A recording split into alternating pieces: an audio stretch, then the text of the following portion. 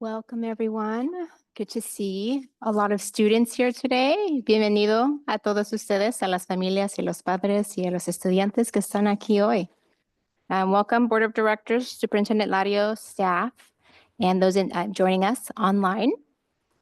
It is now about past 5:45 p.m. It's 5:47, 5:48-ish, and I will now call this regular board meeting to order. Please join me for the Pledge of Allegiance. I pledge allegiance to the flag of the United States of America and to the republic for which it stands, one nation, under God, indivisible, with liberty and justice for all.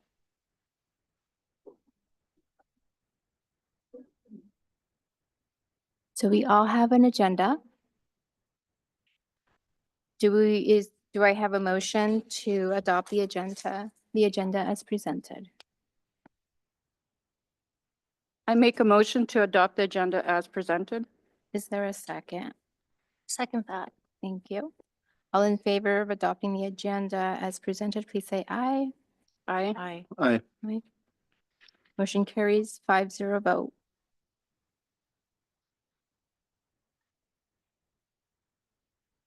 Next, we have staff, students, and school recognition,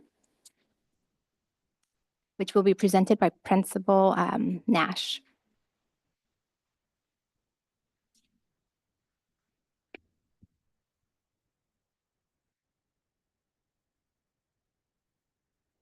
Good evening, members of the board, Superintendent Larios and families, students present.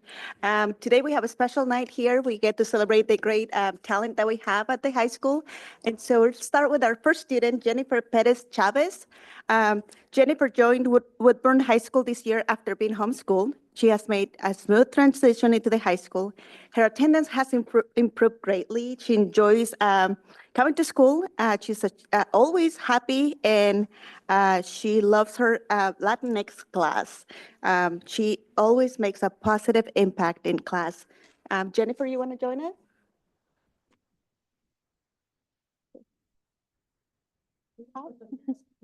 Okay. Our next student is Norma Pablo Ramirez. Norma arrived spring 2023 from Guatemala. She had never attended school. She primarily spoke Hmong, learned to read and write in Spanish within a year, and now is passing algebra. That's a huge milestone for her. Once overwhelmed, but now approaches school with confidence, and she has made so much academic growth. Norma is a true story of resilience and determination. Yeah.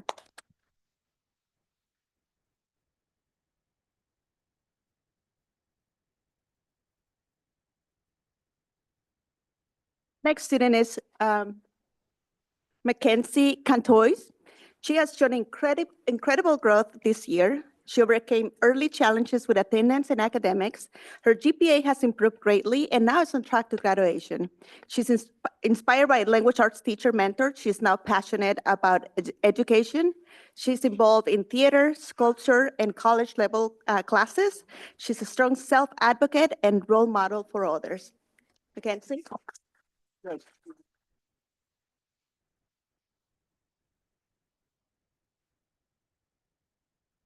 And Guinevere Espinosa, she's a standout student in our visual communications pathways. She completed her classes including dual credit and capstone classes. She earned multiple scholarship art awards, and she works part-time in a graphic design for a local business. She serves as a program ambassador, helping with recruitment, and she's creative, dedicated, and a true leader in the arts.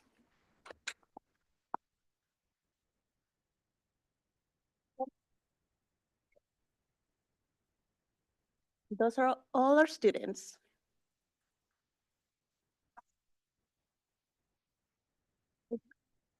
Move to staff or picture? Okay, so we'll move on to our staff.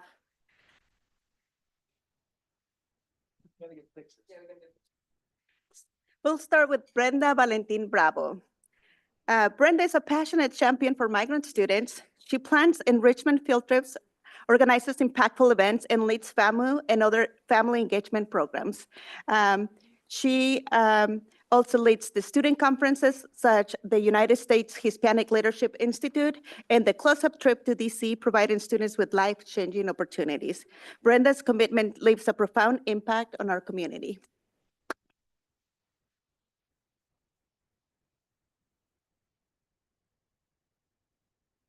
Then Debbie Bauman. Debbie has been in our district for over 20 years. She supports high-level math and special education instructional assistant. She has built strong student relationships through special design instruction. She also supports our Saturday school program, our STEM testing, and our seal of biliteracy. Debbie is really known as the Swiss Army knife of the Woodburn High School. Debbie?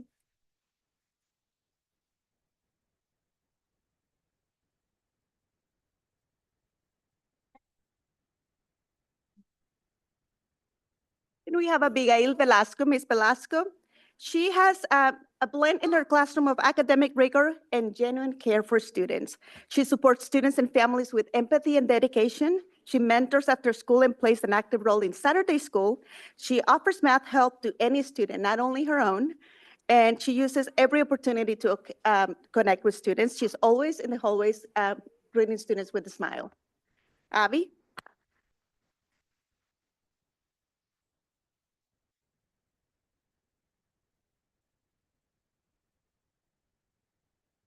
Next one is Miss Cheng.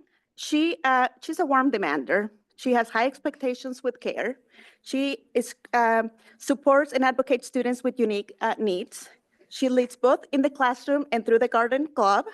She's inclusive, welcoming spaces for students. She's committed to continue growing just to better serve our students. Thank you, Ms. Cheng.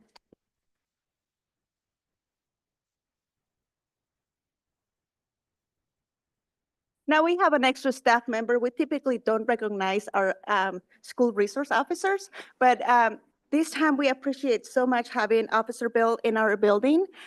He leads with empathy, compassion, and care. He prioritizes relationship building with students. He's a visible and steady presence in our building. Students view him more as a trusted resource, and his interactions with students are a reflection that connection fosters safety.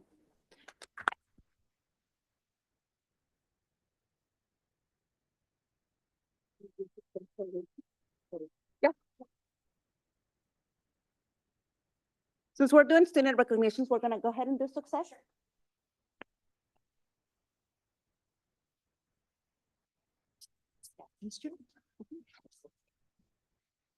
So Success would like to recognize one of our seniors, Jose Soriano Hernandez. Jose is an exceptional student. He's earnest, thoughtful, studious, and a really creative problem solver. His teachers say that he's not just happy to find one solution, but always wants to find more ways to solve problems and come up with creative solutions. He's pretty quiet, but he's always there, ready to support his peers and his teachers. I'll also say that we do recognition each term, and he has been nominated every single time that we've done recognition by the Teachers at Success. So he's consistent as well. So Jose, come up. We want to celebrate you.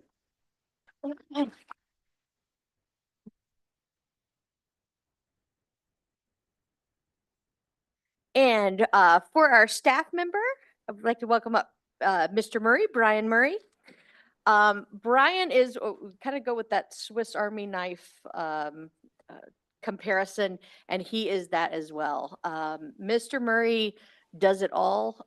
He is incredibly flexible. In addition to serving the students at Success, when the district has a student who may have complex medical needs and is homebound, a student who may need tutoring because of something going on in their lives, Brian is always willing to jump in. I will also say, and I think this is high praise, that all of the specialists across the district say he's the person that they trust with the paperwork as well. So his IEPs are always consistent and thorough, and most importantly, really reflect an understanding of his students, not just academically, but also as people. So Brian, come on up.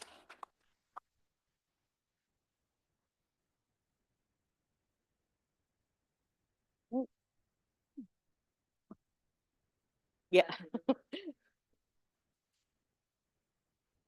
Okay.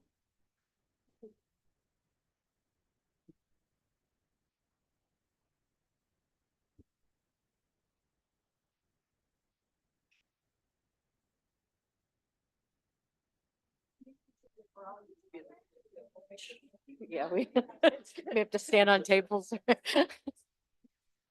Yeah. Yeah.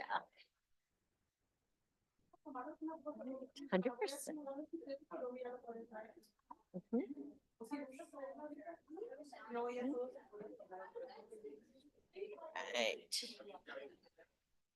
Mhm. Right. Go Jennifer's, me too.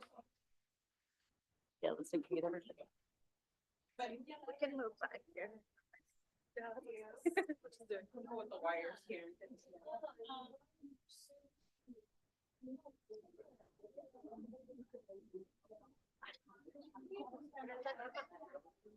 Brenda Norton, para su papá.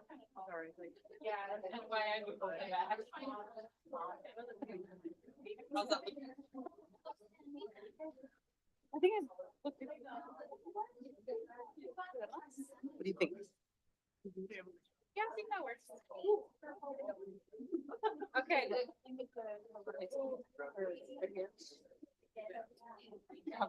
Yeah, just, Can you scoot a little bit to your right? yeah, there you go. Yeah, the student, yeah, you're fine. And then Lisa, where are you gonna? Right there, you're fine. Good. And then, Okay. okay, will you Oh, maybe come on this side? I'll let Yeah. you stand over here. yeah, that'd be good.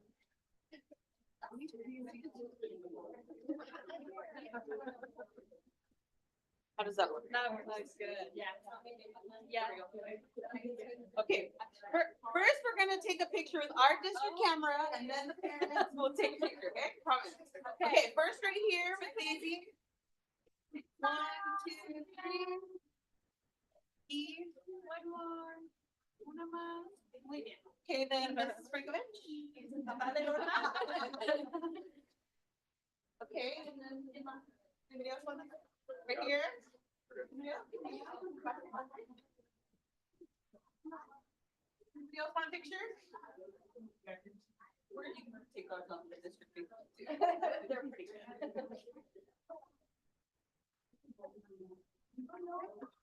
Gracias. Felicidades. Mira, mira.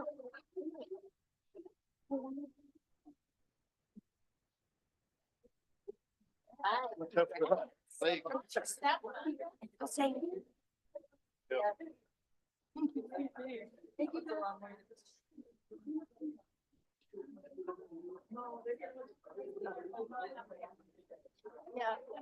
That's where Traje. Guatemala. I lived in Guatemala for 8 months. Oh, really? Yeah. Wow. Exciting, very exciting. Oh, yes. Very exciting. My two pairs, right? Since we're gonna be here till 10 o'clock at night. Big on time. Sorry, I said it. I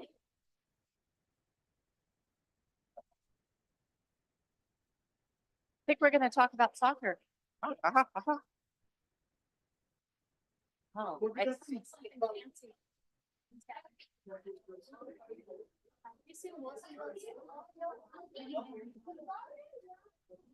I think we're gonna say. Go. Exciting.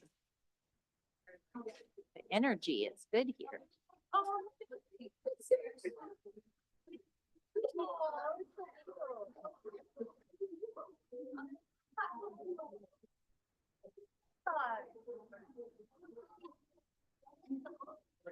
boy. Up with here, they're just gonna come up as they. Guys wanna come up? There's another microphone right here. You just hold this and turn it on. If anybody. Wow, I think. Here has been soccer field.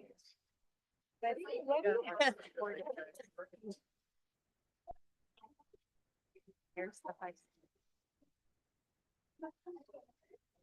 15 minutes for comments.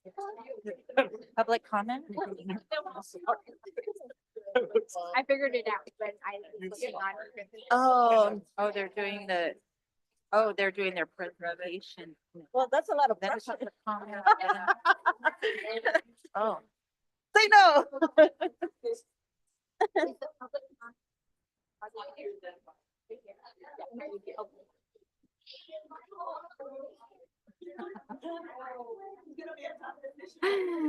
All right.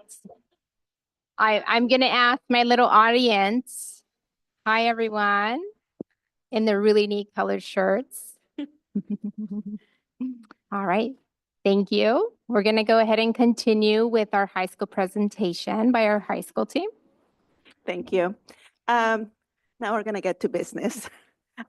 So we continue with our three school goals, improving our attendance, our ninth grade on track, and our senior graduation, increase our graduation rate. So we have continued implementing systems and practices shared in our last board meeting, such MTSS, PBIS, committees, student engagement, and any unique interventions that we have designed for students. Based on the consistent implementation of these initiatives, we have had meaningful results, and which had impacted the goals that we have listed.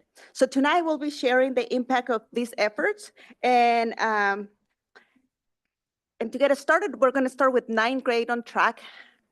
Ms. Sasaki is going to share some of that with us. Switch.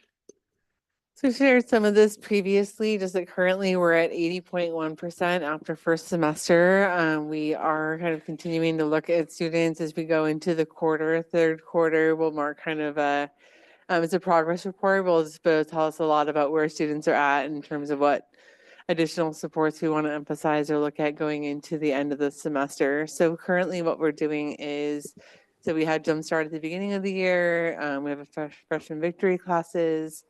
We have a success coach. We have ninth grade level MTSS. We have a high school success committee that focuses on ninth graders. We have a dedicated ninth grade counselor. We have Saturday school tutoring. We've done some engagement activities or events such as the tailgate that are ninth grade events. And then we have advisory lessons that have been tailored for our ninth graders. And again, this is some of the same information you've seen previously, but we've seen some some success with having these interventions in place. We have also seen a great improvement in our graduation numbers. Mr. Sin will share those numbers with us. Yeah, so once again, we're talking about our graduation numbers and support. And as we mentioned at our last presentation, we've seen from our semester one grades, you see an increase from last year from 84% on track to 94% this year.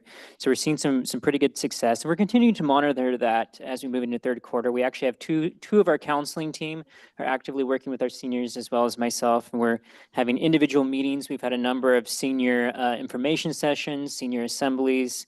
Seniors also have access to Saturday school and a lot of our integrated credit recovery options to make sure that our seniors are on track. We also have a big syllabi literacy push happening right now. We're trying to get as many students as possible to be qualified for the syllabi literacy. Okay, of course, we're looking forward to graduation on June 5th. And on the next slide, just some comments students are saying about our graduation support that they see there. So there's a couple of things that you could read off. So for example, my math teacher is really helping me realize what I can do to get into a good college without paying so much. So a lot of things that students are recognizing that we're doing for them to be able to support them as they look towards their next steps in graduation.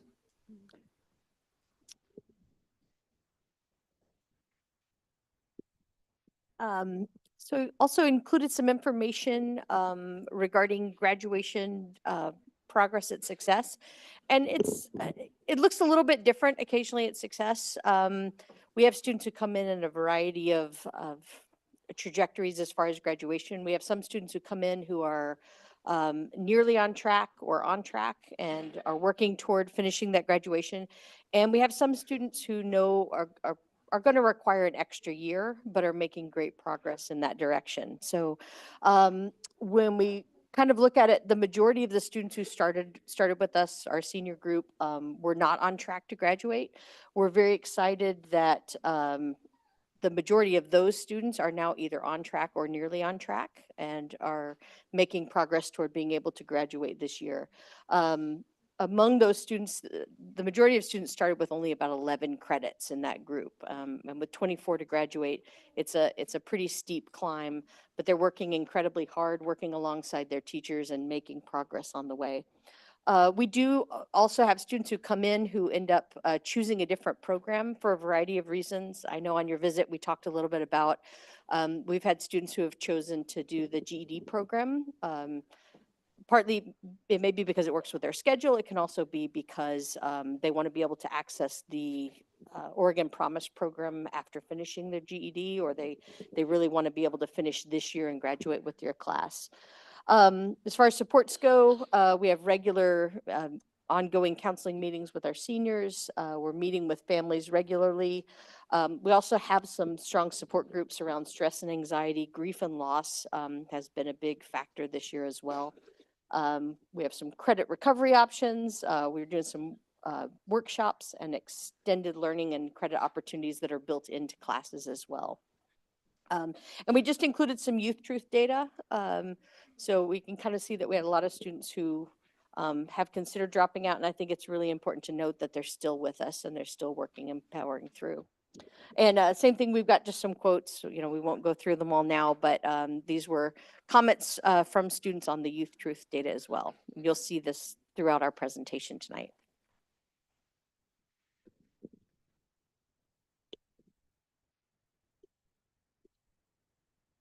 Good evening. So continuing on with our goals, all three of our goals in regards to attendance, attendance connects to everything. And as we provided some of the things that we're doing at the high school, we're connected to district-wide initiatives and the attendance improvement being part of that, and also having a Woodland High School committee that also emphasizes the importance of attendance. And what we do in some of the structures that we like to be supportive is, you know, addressing some of those things that our students have a hard time understanding. It's difficult getting up, you know, the social connection, making sure you're coming and knowing that the time you spend at school makes a difference in your academic progress, and as opposed to not coming. The data that we provided you there is very similar to what we talked before, but it's just inclusive as on track, and we're not going to go over all those numbers, but it's very important to know that we keep looking at those numbers to know where we are as a school per grade level. And so if you go on to the next slide, we also have some quotes here from students, and that's a lot of quotes, and again, I'm not going to read those, but one of the ones that I wanted to highlight was the one at the bottom on the left. Is what I most like about our school is that it's very inclusive. The students from different religions and traditions, and everyone's is treated equal. I think that's just hits a nail in the head, and how some student voices are very important to keep in mind. Moving on. Some of the things that we've done as far as post-secondary are just some highlights there, but one of the things there on the left, the college and career, was a recent event that took place on April 1st, and that one, over 450 people attended that event that Mr. Minetti, our school counselor, led, and college trade, various employers and organizations in our community attended. And we've just been able to provide a lot of leadership opportunities where students just feel proud of what they're doing at school. You can see the Willamette Career Academy is also on there. That's part of it. You know, that's another option that we like to highlight because our students have choices at the high school.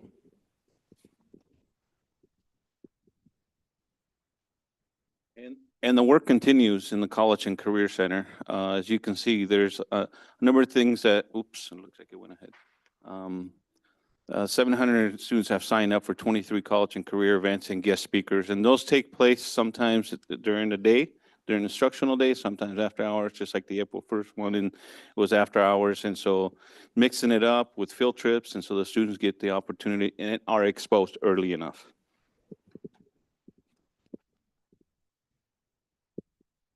Lastly, with respect to college and career, here we highlight some of the things that are going on, but I want to read you some numbers.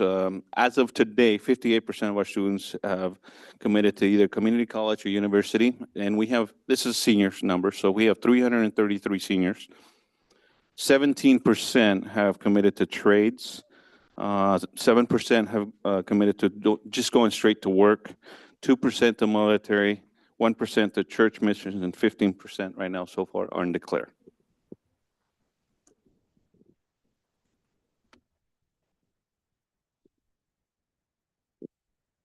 All right. So Success students, I think this is important to point out, the collaboration between the main campus and Success. Success students are also welcome to attend events at the main campus. I don't want to seem like this is all that's happening, but many of our students are interested in primarily the community college route or the trades route, or the primary interest among most of our students. A couple of things that we did want to include were all the events that are happening. I think this is one of those times when being a small school is really a benefit, and we can be very nimble. So if an opportunity presents itself, or we have a small group of students that's interested in something, we can put together a visit very quickly. And you can see some of the visits that have been happening, and some future planned visits that are coming up as well. The other thing that we included is some of the feedback from students about preparation. And this was something, as a school that we're pretty proud of, is that students really feel like they're getting the help and support that they need in order to be prepared for that next step in life, whatever it may be. And in particular, some of those kind of comparisons to schools all across the country, that overwhelmingly students at Success are feeling like they're getting the support to be prepared for whatever their next step in life is. And again, we included some more student quotes to read at your leisure.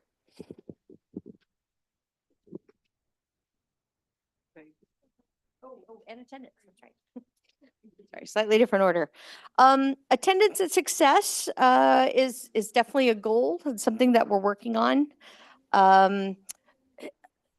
As again, I know when you came on your visit, we learned a lot about some of the obstacles that students face. And that can be one of the reasons that students choose Success, is that there's a little bit more flexibility in terms of being able to meet students with the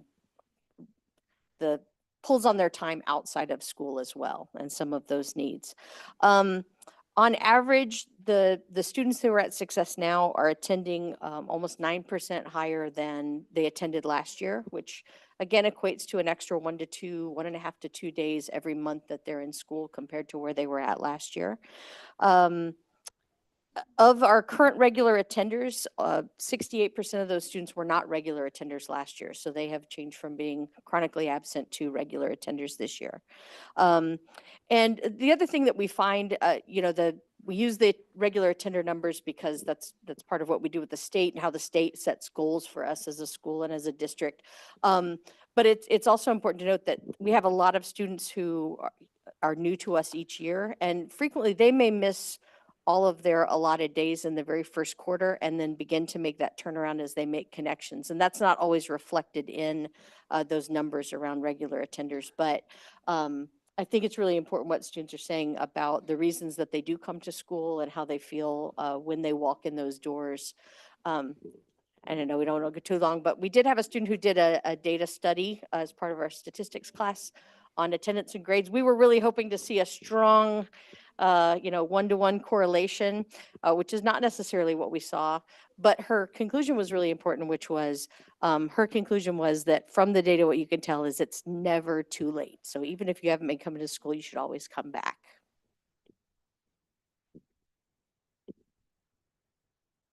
So we continue to focus on student engagement. We're doing lots of different things and trying to continue to grow with those, with the bonfires, Saturday schools, student leadership, and the Tinkle Time, and the newsletter, positive postcards, and the things that we've listed there. Community involvement is huge, so we continue to do that. I've actually seen a lot of growth in volunteers, specifically in the athletic department, get people out to help with the management, et cetera. We're doing lots of things there, as you can see on our slide with the trunk and treat, open houses, family nights. We actually do winter and fall family sports nights. Athletics feel really good about the numbers. That's what jumps out to me when I was looking at that. 868, that's a really good number for, I've been here, I think, 12 years, and we're usually hovering around the upper 600s. 750 would be a really good year. And right now we're at 868. Lots of things going on when you look at the number of events right there. 496 events in athletics at Woodburn High School this year. And I will say, district-wide, we should feel really proud of the athletics. I mean, we are one of the few districts that offer full comprehensive sports for middle schools and high schools. A lot of districts have trimmed down the middle school specifically, so we should feel great about that. We continue with lots of different other things with the theater, the band, the choir. We got lots of options for kids there, lots of different events happening nightly. So lots of opportunities for kids in those extracurricular activities and things for them to get involved in. And lastly, you'll have, this is a really exciting and busy time for us. We're planning all the senior events. So you have there a list of the upcoming events and a QR code. If you scan it, it will take you directly to the class of 2025 site. And you'll get additional information on any of the events that are listed. This is all we have prepared for you tonight, and thank you for all your support. We're open for any questions. Any questions? Out of curiosity, why has the graduation moved to a different site, Move to, to the Salem Stadium? yes. We, last year, right after graduation, we sent a form for, to receive parent feedback and student feedback, just as far as the experience. We had many concerns as far as the, we have outgrown our field. We don't have access to restrooms. It's limited. Parking lot is not safe. And so for most of them safety reasons, we had to explore different options. Also, this visibility and the sound is not the greatest at the high school. And so exploring different options was the best. And even before we made the decision to move it, we sent a survey to parents and kind of, asked as far as their feedback, and they were supportive of it. We have a parent committee. We are meeting with them as far as to support the graduation planning and the event planning. So we are getting student and family input as well. And Success is going to be at the same site? Yes, it's all together. Yes. I have a question regarding attendance. When we have those kids coming in from a deficit of attendance, right? Is there any way we could see once they start coming and that we just break it down into quarters? That would be helpful, I think. Yes, I actually have that. Okay. One of the things we were able to do, we worked together, I assume this is Success specific. Yeah. Based on the eye contact. One of the things that we did do is after the second quarter, we made some adaptations to the schedule. We're still aligned so that students are able to move back and forth. And there's actually been more of that cross-campus sharing, I think, than ever before as far as access for Success students. But we went to a shorter cycle and we saw some positive growth, I believe, second quarter to mini cycle number 5, which is it's a half a quarter. We more than doubled the number of regular attenders for that particular quarter based. Is it because I can see the end as a shorter? Yes. I can- So And when you say a cycle, like you have this many weeks for a unit and then you could go back to the main camp? Tell me the cycle. What does that mean? the cycles are just how often students are potentially changing classes and also earning credits. So Okay. rather than going 9 weeks Yeah. to earn 8 quarter credits in about 5 weeks, they can earn 4 quarter credits. So it's I the like same that. amount of credit, just a slightly different timeline, and it works. It also gives frequent points for students to start over if they have kind of fallen off. Right.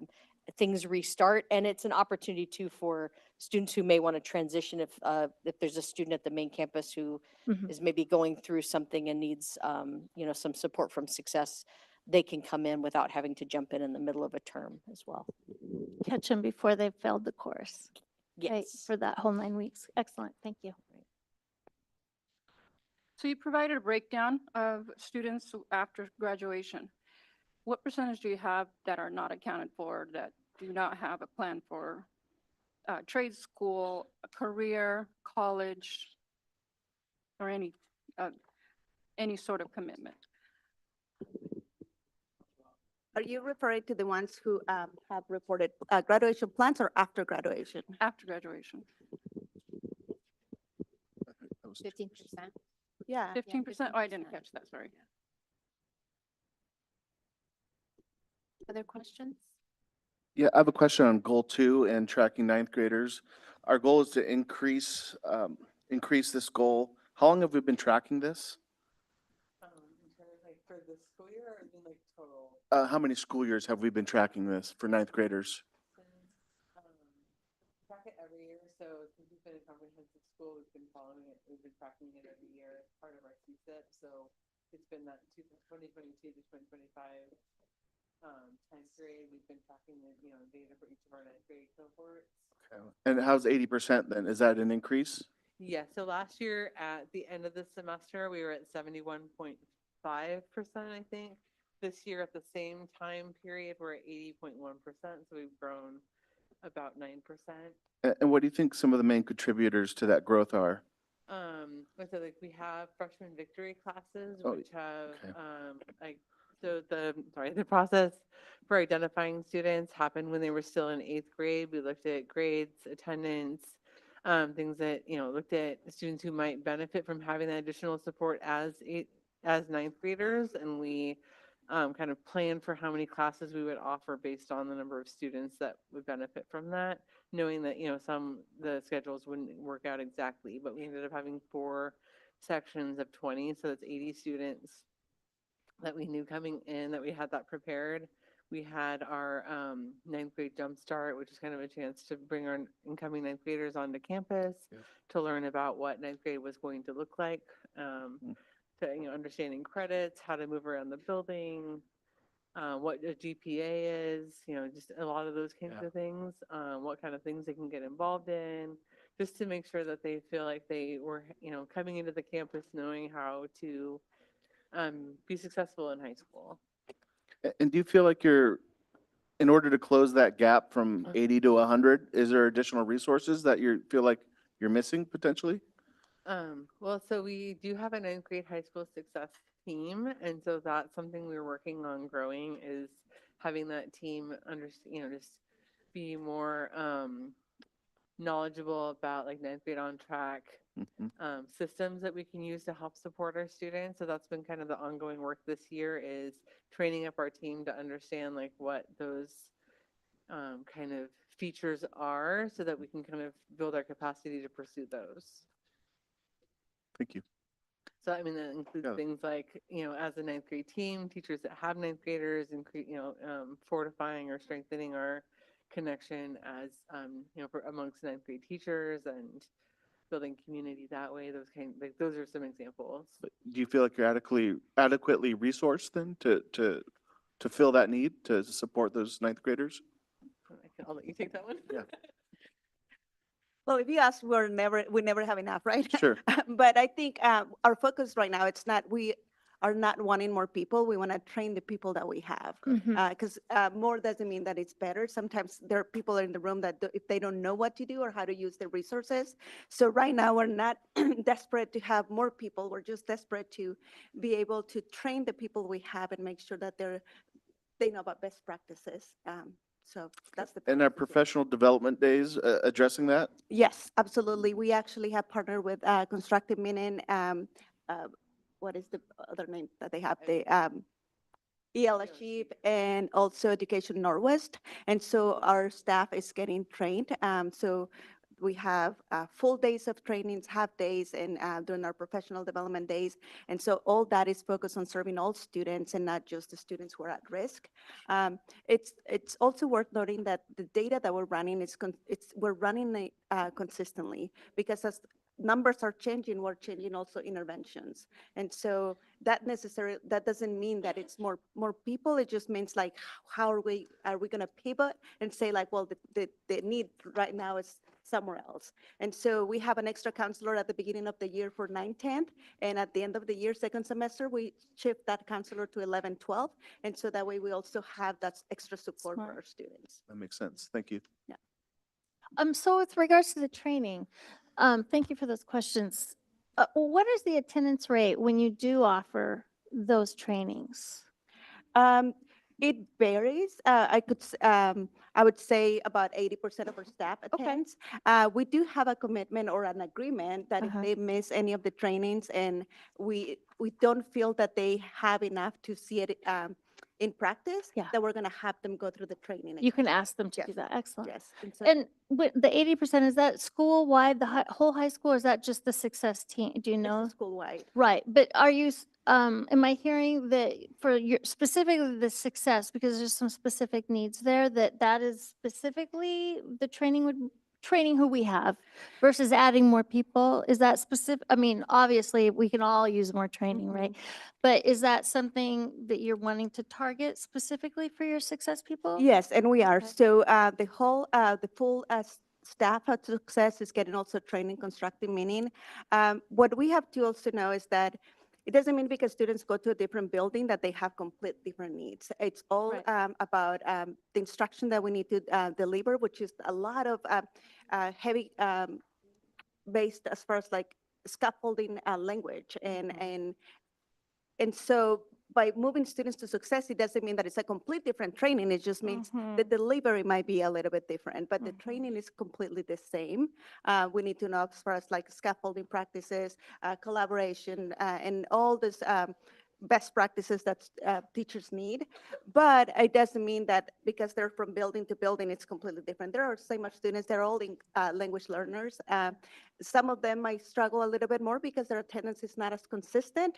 And so the teacher has to be a little bit more creative as far as how am I going to get the students caught up.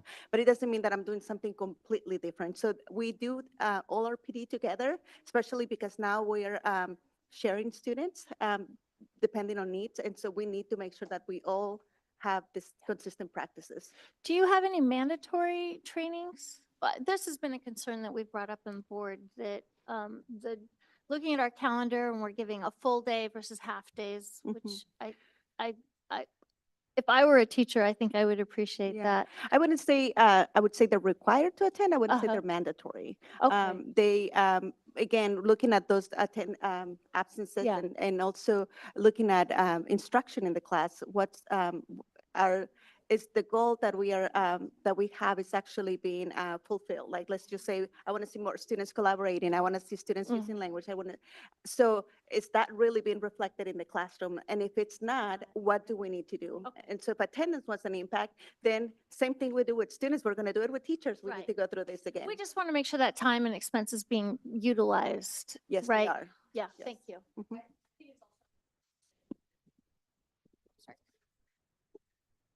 In addition to those training days, the high school teams meet in their departments or for success as a success team every single week as well. So if someone is sick on a PD day, there's follow-up where they're talking about implementing what is that actually going to look like for our department or our class. So if there's a school-wide training, the math department may be talking about what does that implementation look like for us. So that's happening every single week in addition to the professional development days. And the high school offers some specific professional development as well. So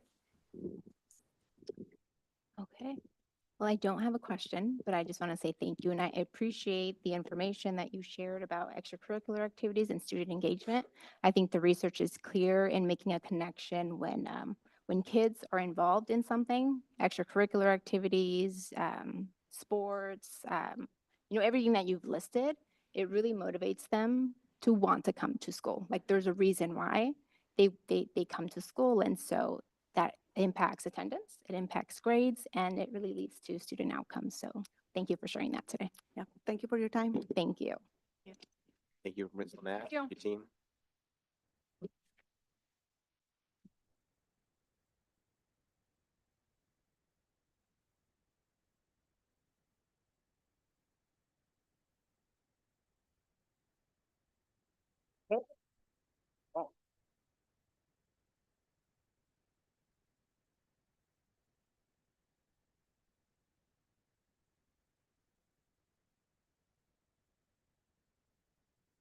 Okay. Our next board item is public comment. Thank you for your patience.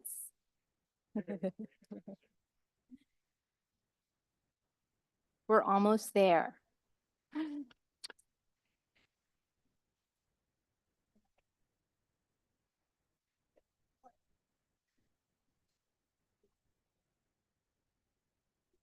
I apologize for that. Our next agenda item is public comment. So thank you for being at the Woodburn School District Board meeting tonight and for sharing your comments with the board. Hearing from our families and our community is important to us. During this section, the board's role is to listen. We will not be engaging in dialogue with folks making comments. When follow-up is warranted, that will usually be done through our superintendent. As a reminder, we model the way for our children. Please keep your comments respectful and do not personally identify staff or students by name, as this may violate HR and student privacy laws. We want to leave time for everyone, so please keep your comments to 3 minutes per person. Thank you. I would like to invite Kathy Mincer to read her public comment.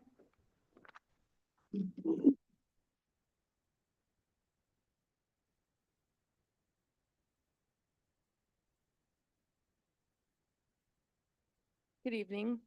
Tonight, I would like to address some of the disturbing antics from the board meeting of March 11. I will not be rehashing the vote for the Safe School Resolution. Thank you to those board members who allowed its passage. Some public comments became very emotional, understandably so. The treatment by the board chair of a student given testimony was quite disturbing. The student was extremely emotional and went off script. Instead of addressing her with compassion, the board chair, a licensed therapist, chose to yell at her and demand she comply with the rules. She could have chosen to pause her time, speak to her with understanding. I hear your passion. Let me give you a moment to process your emotions. We can only read what you've written, so we can give you a moment. That would have been so simple. And what would be expected of someone trained on how to respond to someone in an escalated state? This is not the model we should give our students. After the vote, the board chair broke protocol in order for all to respond to comments in the vote. The chair began with a planned response in which she accused news agencies of omitting the revote in their initial articles about the 225 meeting. I reread and reviewed articles and interviews, and in each, the revote was referenced. Board member 4 used her time to yell at the audience, shaming those who had spoken as well as everyone else. She referenced politics and said we should be talking about what's best for students. All of the public comments were referring to what is best for students. In order to be ready to learn, students have to feel safe. In our current times, with a convicted felon as president who is currently denying people due process and sending them off to gulags, the anxiety felt by our students and our community is real and should be well understood. To this board member saying, shame on you, I respond with, how dare you shame us in speaking truth to power. This issue has become political because the felon in the White House has made it political. However, we are still talking about people. Human beings, adults and children, who have the right to due process regardless of their immigration status. Cowering to an administration acting as the biggest bully in history is not how to protect our students or our funding. If the bully steals your lunch money, giving in to the bully doesn't stop him, it emboldens him. We need to stand up to the bully and not allow this treatment. Over the past weekend, over 5 million people stood up to the bully and said, hands off our democracy. If we all stand together in one united voice, we will demonstrate to our students the importance of being an active citizen. This is how change is made. This is how we protect the American way of life. This is how we demonstrate the power of the people.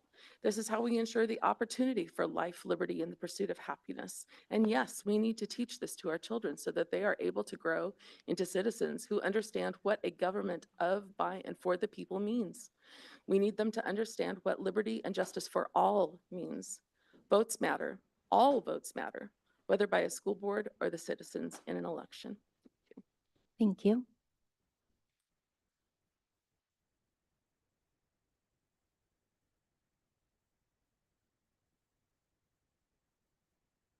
Next item on the agenda is board reports. This is an opportunity for board members to share how they are engaging or have engaged in the community. And so I will open it up for those who would like to share.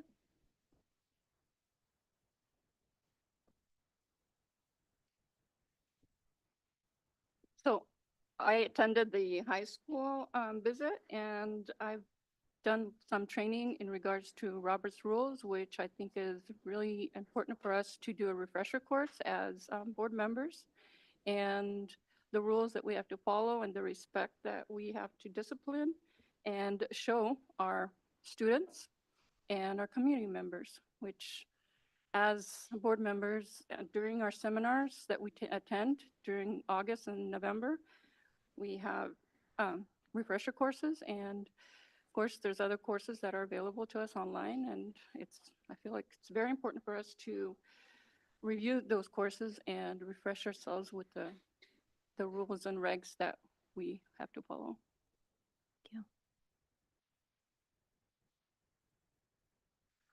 Follow up, I also attended the high school and success tour. In addition, I have also completed various tasks assigned by OSBA and our financial audit process. I too attended the high school tour and success, and I was really pleased by the excellence that we had there. And that's something to be proud about and celebrate. Really pleased at the technology, computer technology, visual art stuff. Really good, and I just want to really celebrate that. And then success. I mean, we're just so blessed to have that in our community. It is just class act, really good. Homework. Reading a lot of emails. What else? That's what comes to mind right now. Thank you. I think for me, I also attended the high school tour, but I think what stands out to me the most is visiting the preschools. I think it was raining one day and I ended up playing in the mud with one of our preschoolers, and so that was really enjoyable. And I also attend, or not always, but sometimes get the opportunity to attend Greeters, which is a business networking opportunity on Fridays to find out what's happening in the community and what our businesses are doing. I also attended the high school visit and the success visit, and I also attended the college and career and resource fair. I had a table there. I manned the raffle table that was there. And that was an extremely exciting event. Tons of people coming, all different ages, and it was better than last year, exciting, all kinds of exhibitors, all kinds of students and people from the community, a wonderful time of family engagement, and I think next year is even going to be bigger and better. And so I would encourage everyone to come next April. As long as it doesn't happen on the same day of the board I meeting. hope it's not going to be on a Yeah, Tuesday. hopefully we Yeah. can change that.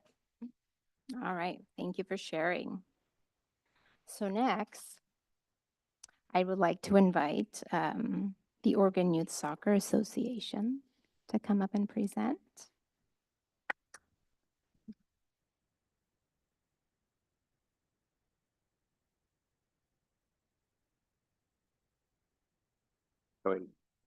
Coming up are some of our partners with the Oregon Youth Soccer Association and Director Woolley. And tonight they're going to be able to provide a little bit more content on a concept that was first presented to the board several months ago. So that would be a great opportunity to ask for the board to ask some clarifying questions, gain more insight on the project. Is my mic on? Yes. Yeah. Can't hear you. Okay. and get a little bit more information on the scope of the work and the project that's really exciting and being brought forward tonight.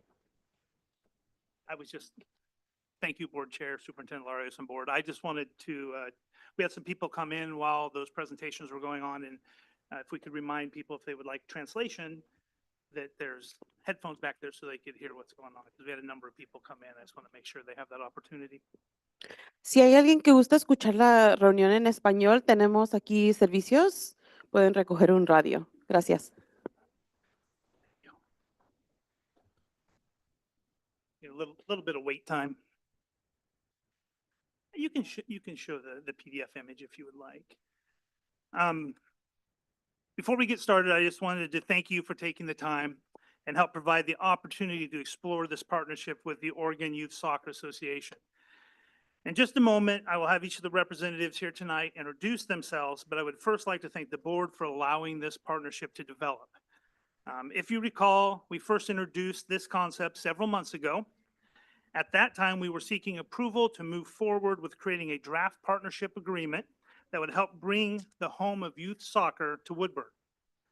We talked about the access, the opportunities that it would help provide our community as well as our school district.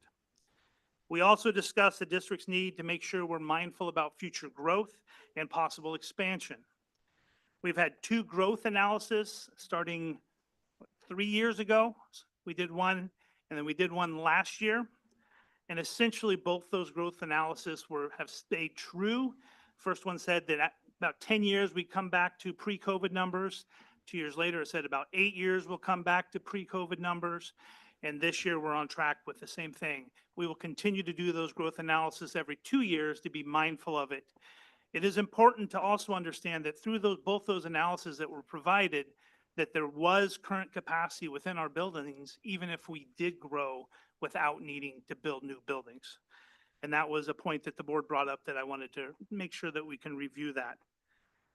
Furthermore, we do have properties both at French Prairie and Lincoln that has expansion, roughly 12 acres there. We have Washington that roughly has 7 acres. We have Nellie that has roughly 6 acres, and the high school that has roughly 13 acres. So one of the things and the questions that were coming up is, if we develop this property, do we have the land that would leave us in a place for future expansion? And we also have the East Lincoln property right outside the urban growth boundary. But even without that, we do have expansion on those areas on our current sites, given that we're talking about developing recreational space that our schools could go and use. So I just kind of wanted to revisit that. That was a point to make sure that we were aware of. So all of this to say that we have a constant eye on our enrollment so we can be proactive if needed. I would like to give both the members I have left and right, we may need that, to introduce themselves and the role they play within that. And I do want to be clear that, as we stated last time, no decision has been made at this time. This is merely trying to see if this is a partnership that the board can support and that we can go. The draft agreement that you have within there covers usage agreements, it covers the development. And I hope that you do see there that OYSA does have not only Woodburn's best interest at heart, but also is willing to allow the school district kind of unprecedented access and open access to this during school hours and outside of school hours, which was also a concern of the school board. So I'm going to stop talking for a minute. I know that's hard to believe. I'm going to let my friends here introduce themselves and we'll go from there. Go ahead, Simon, just introduce you. Yeah, my name is Simon Date. I'm the Executive Director of Oregon Youth Soccer. And so super excited to be here today. We brought some friends with us as well. And if the lights go out there, it's fine. Everything glows in here now, so we're good. And my name is Patrick Sampson. I'm the CEO of a company called Cogeo. And we're working very closely with the Oregon Youth Soccer Association as the experts in guiding them forward with these projects. And I'll be the one presenting most of the information to you briefly this evening. A bit about our company. We work nationwide. We have worked with over 125 soccer organizations, 2 of those being national soccer organizations, also 6 governing bodies of different states, doing over 80 facility projects. So we've done a lot of these. The reason I share that with you is because if you have specific questions, more than likely I'll be able to answer them for you. either here tonight or in subsequent sessions. How many of you in yellow really love playing football? How many would love more time with your friends to play football?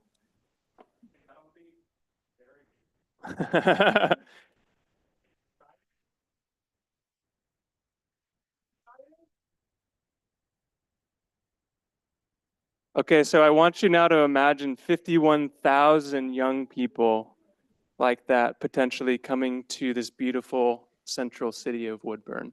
That's what OYSA potentially can do from all around the state. We're the largest youth sporting organization by far, and it ranges from all competition levels and all ages, from young people all the way up to adults. They also have a pretty massive referee program. Over 2,000 people participate in that program, over 93 clubs, one of which is here and represented today. And so really what this is offering up as an opportunity for discussion and hopefully engagement is to call this city home. You might have seen in the packet that currently that's at Delta Park mainly and in Portland. While that has served some needs, we are very attracted by the opportunity of making that a permanent stay here. And what comes along with that is a lot of families, a lot of economics, a lot of opportunity. When we do these projects and when we guide organizations in them, we really stress that it's all about communication. It's all about a win-win situation for the partners that we engage with. If that's not there, it doesn't work. And so I really invite you to think critically about what that win is for you. And you have a committed partner here in the leadership and the group that's involved to continuously understanding what those things are and being a wonderful partner in that. So we have put together a pretty comprehensive packet that proactively puts some suggestions out there, but by no means is that something that has to be final. We just figured that in our experience, it's better to have a framework in early conversations and iterate from than to have nothing at all. So we have put together some rough renderings of some thoughts about what it could look like. And so what's really great about OYSA is that the majority of the time that their programming occurs is really symbiotic with the school day. And so part of this is in that win-win situation, understanding that this can be a resource for the school during the day and at other points in time as well. We've estimated that about 18 to 20% of the total field usage time would be with OYSA activities. So that leaves a lot of opportunity with the community as well as others to participate and use the facilities. There's lots of detail in that packet. Our goal here today is to introduce ourselves, to show some faces, to start the process of a conversation, and hopefully be invited to continue that conversation in progressing detail. So with that, we'd be happy to take any questions that you have that you feel are appropriate at this time. And just for clarity, and that kind of talked about this last time when we talked about usage, because that was a point of emphasis for the board. They actually have a usage map that they show that we went through. Their peak times are Saturdays and Sundays and summer. So when you talk about that symbiotic relationship from a school district standpoint, our access, those aren't our busiest access points for a school district. We're looking during school day, after school, and yes, some summertime. So I could kind of, when you talked about that, I could see some eyes. It's something that we've discussed. And if you read through that packet, OYSA has been very responsive, and some of the requests that we've asked for, essentially our access, how we could access, when we could access, first right of access, all the way down to not only school, but then Woodburn youth, then Woodburn community, then outside. So they've been very responsive to really making this a Woodburn-centered, Woodburn-focused project and putting the point of emphasis of use in that order. And you might be wondering why Woodburn. There's a couple of reasons I'd like to highlight. The first is it's a more central location for the people that we serve. being up at the border of Oregon and Washington isn't very central to the populations that we serve. So strategically, it's a great location. It's also one that we feel the game would be very welcomed here, given the folks that are in the community. And what better place to be than in a community that really appreciates the game. There's always a need for facility. There's a shortage of facility in the state. Being able to have a facility where we have some sort of resemblance of permanency and collaboration with a partner is really important to the operations of the organization. And we feel like that could be something we could very much achieve with you all here that hasn't always been the case with the other partners that have been a part of our operations. So. And one point I would like to share is you look at the rendering again. Anybody who's went through renderings before or was here for the bond, renderings are renderings. This isn't a done, but there was some point of emphasis that we brought up from a school district standpoint. So we wanted OYSA to have access to it, but also keep in mind the security of the schools. So that's why the building's located kind of off where it is. That's the parking with separate location. You'll see the little blue playground that is Heritage's playground. A request I had was to make all the grass surrounding it turf so that elementary kids can go out on misty days and not come back with muddy patches. And then the turf field next to it, likewise, I asked for a barrier to be put between that field and that turf field. So that's very clearly a primary access for recess, for PE. It doesn't mean that we can't go further. There's just an extra layer of security around that. And the parking lot you see behind the Heritage Annex would primarily be used on weekends or for large events, but it could also be greatly appreciated by the Heritage staff for increased parking and when we have events as that.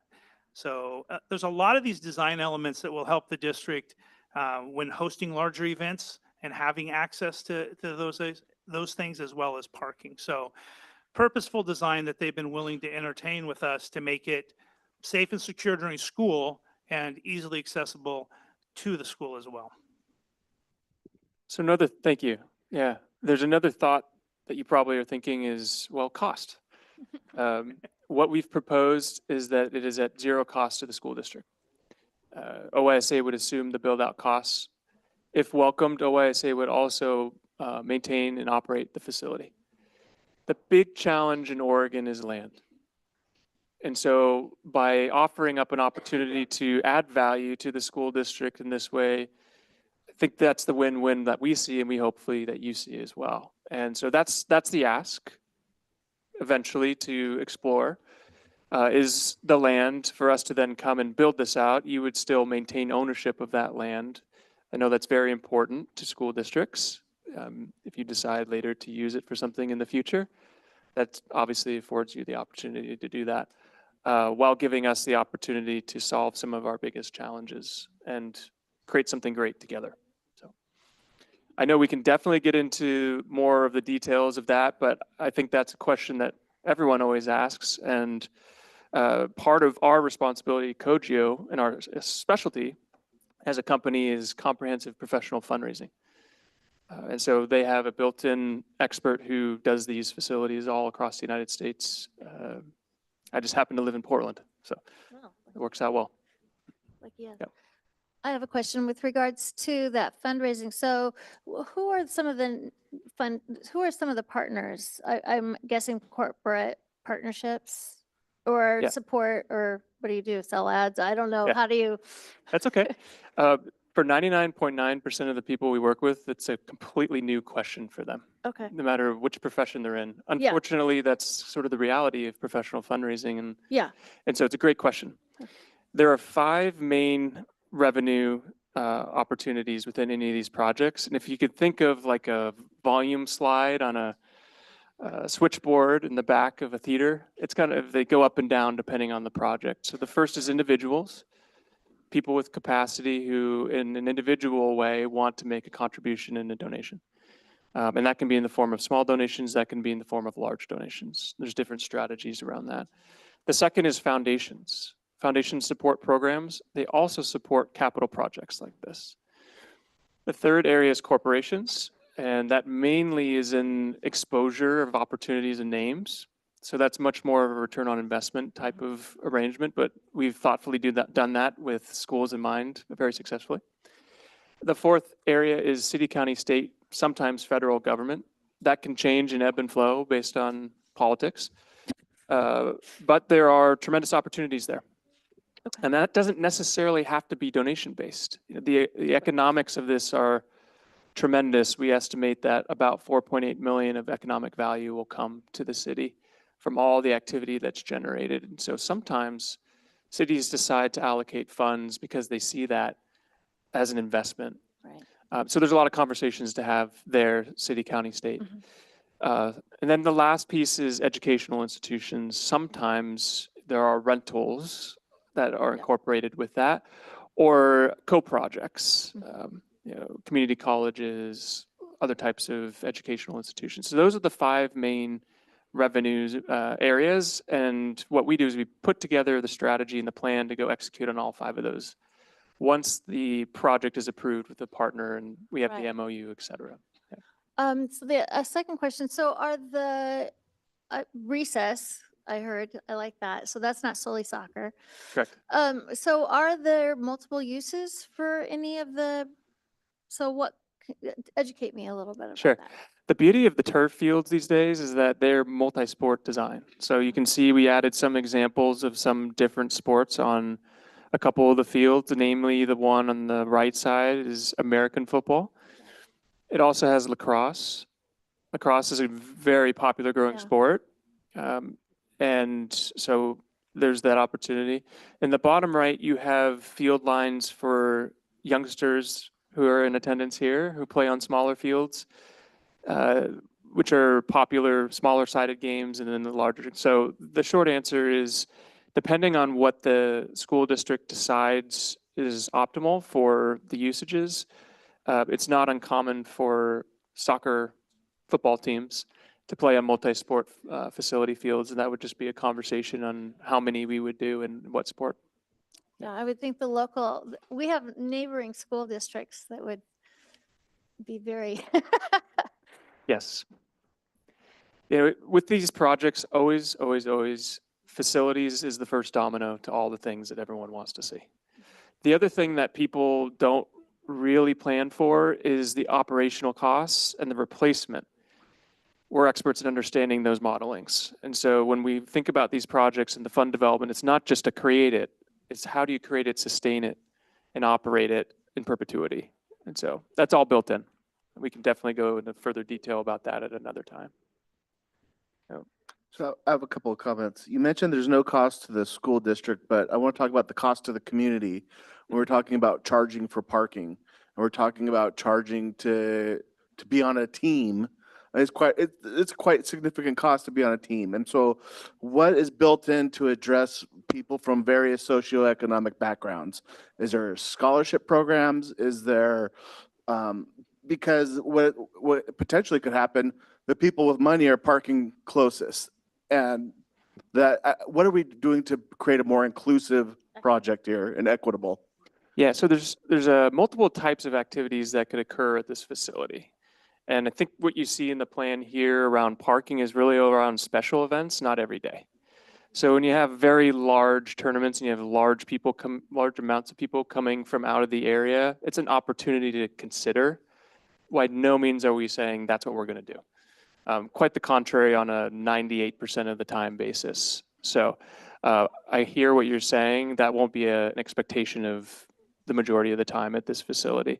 I just don't want to price out our own community. Correct. You know. And we talked a lot about that in the design of it. And Casey really nicely said that it's really our focus, laser focus, of being that third rung. It's really important when you come into a community to prioritize a community.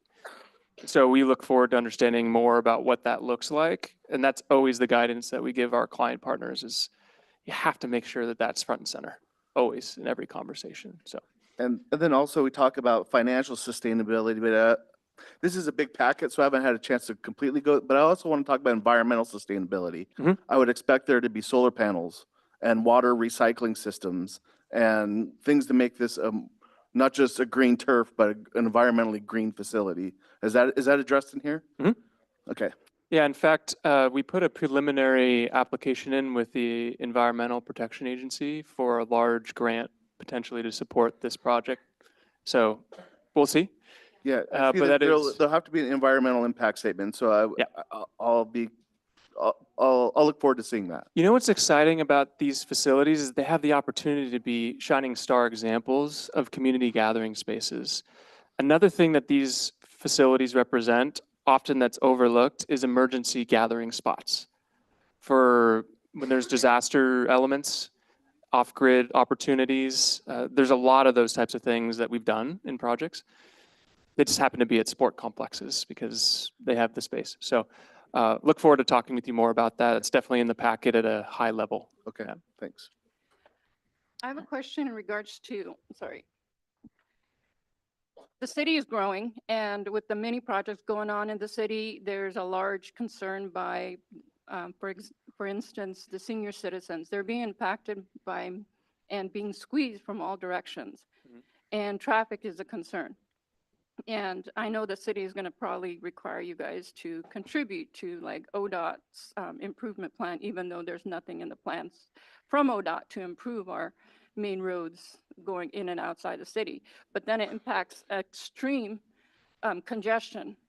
And because, yes, weekends, it's going to be your guys' time, but then it's going to provide a large impact to the community of all this traffic.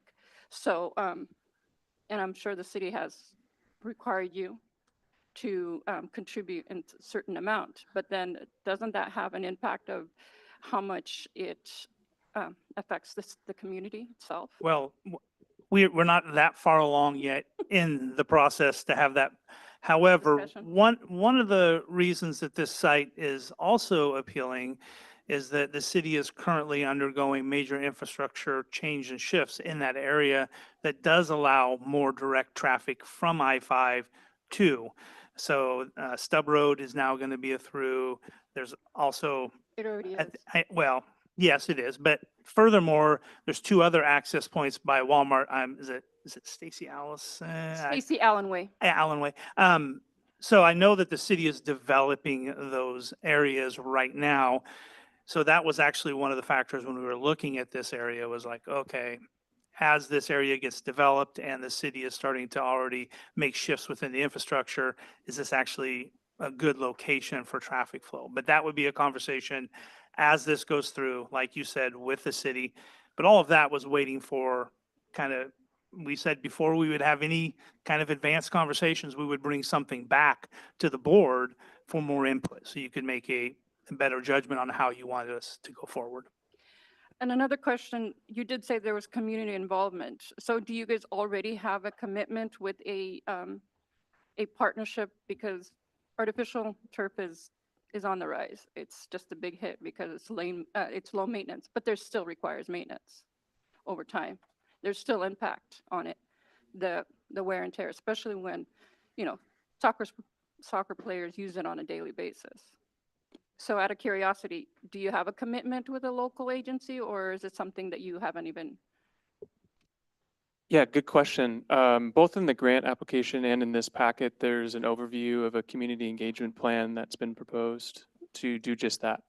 And there's a couple of ways. There's a direct one, and then there's an indirect way. You'll see that in the management of the facility, there's a proposed 2 and 2 and then a neutral party, which is important to us. It kind of walks the talk in that piece, and we've been very successful with groups in doing just that. Same with conflict resolution. But I know what you're directly talking about, which is beyond sport, community engagement, and that is a third additional piece that's in the packet with a plan. But none of that process has started yet because we first needed to bring it here, Correct. get eyes on this. So Yeah. great questions, but we run the risk if we do that without first coming, then we're not keeping our word that we would the last time we were here. So we're trying to move slowly, so we're purposeful, so we're arming the board with the right amount of information and giving opportunity for feedback to help guide the process as we go forward. We also didn't want to overstep our bounds, like in being a partner, we wanted to give you a framework, but not progress so far in that it didn't feel anything more than collaborative, so. I have a question. Just in the building process, do you employ any subcontractors, local? So it's not just for the mall Correct. and our restaurants. So you're really talking about our core. Yes. Okay. Yeah. Yeah, and that's part of the plan as well, is being thoughtful about how that's executed. Okay, excellent. Okay, and just to confirm, I want to make sure that I heard you right. During the school day, the field is available for our Yes. students. And you would be only using that area on the weekends and after school? Is that what, did I hear you right? Predominantly. There may be some after-school activities that they needed access to, but again, it gets into the prioritized list of usage in the agreement that we go with. So, predominantly, we're going to be very, very heavy in fall and winter. That's when we have a lot of American football and soccer and other uses from a school standpoint, athletic field standpoint, which isn't their peak time. So, Okay. I don't know the exact numbers, Chair, but it is predominantly, yes, we would have access whenever we would like, and that's predominantly our usages during time. There may be an opportunity, maybe they're running a referee clinic and it starts at 4 o'clock or 5 o'clock or something. And that's why we're looking at a design element that would allow some of those components to happen even while school's going and it does not impact school. Wanting to be mindful of the school setting and the individuals that are there and providing that peace of mind to people. So predominantly, yes.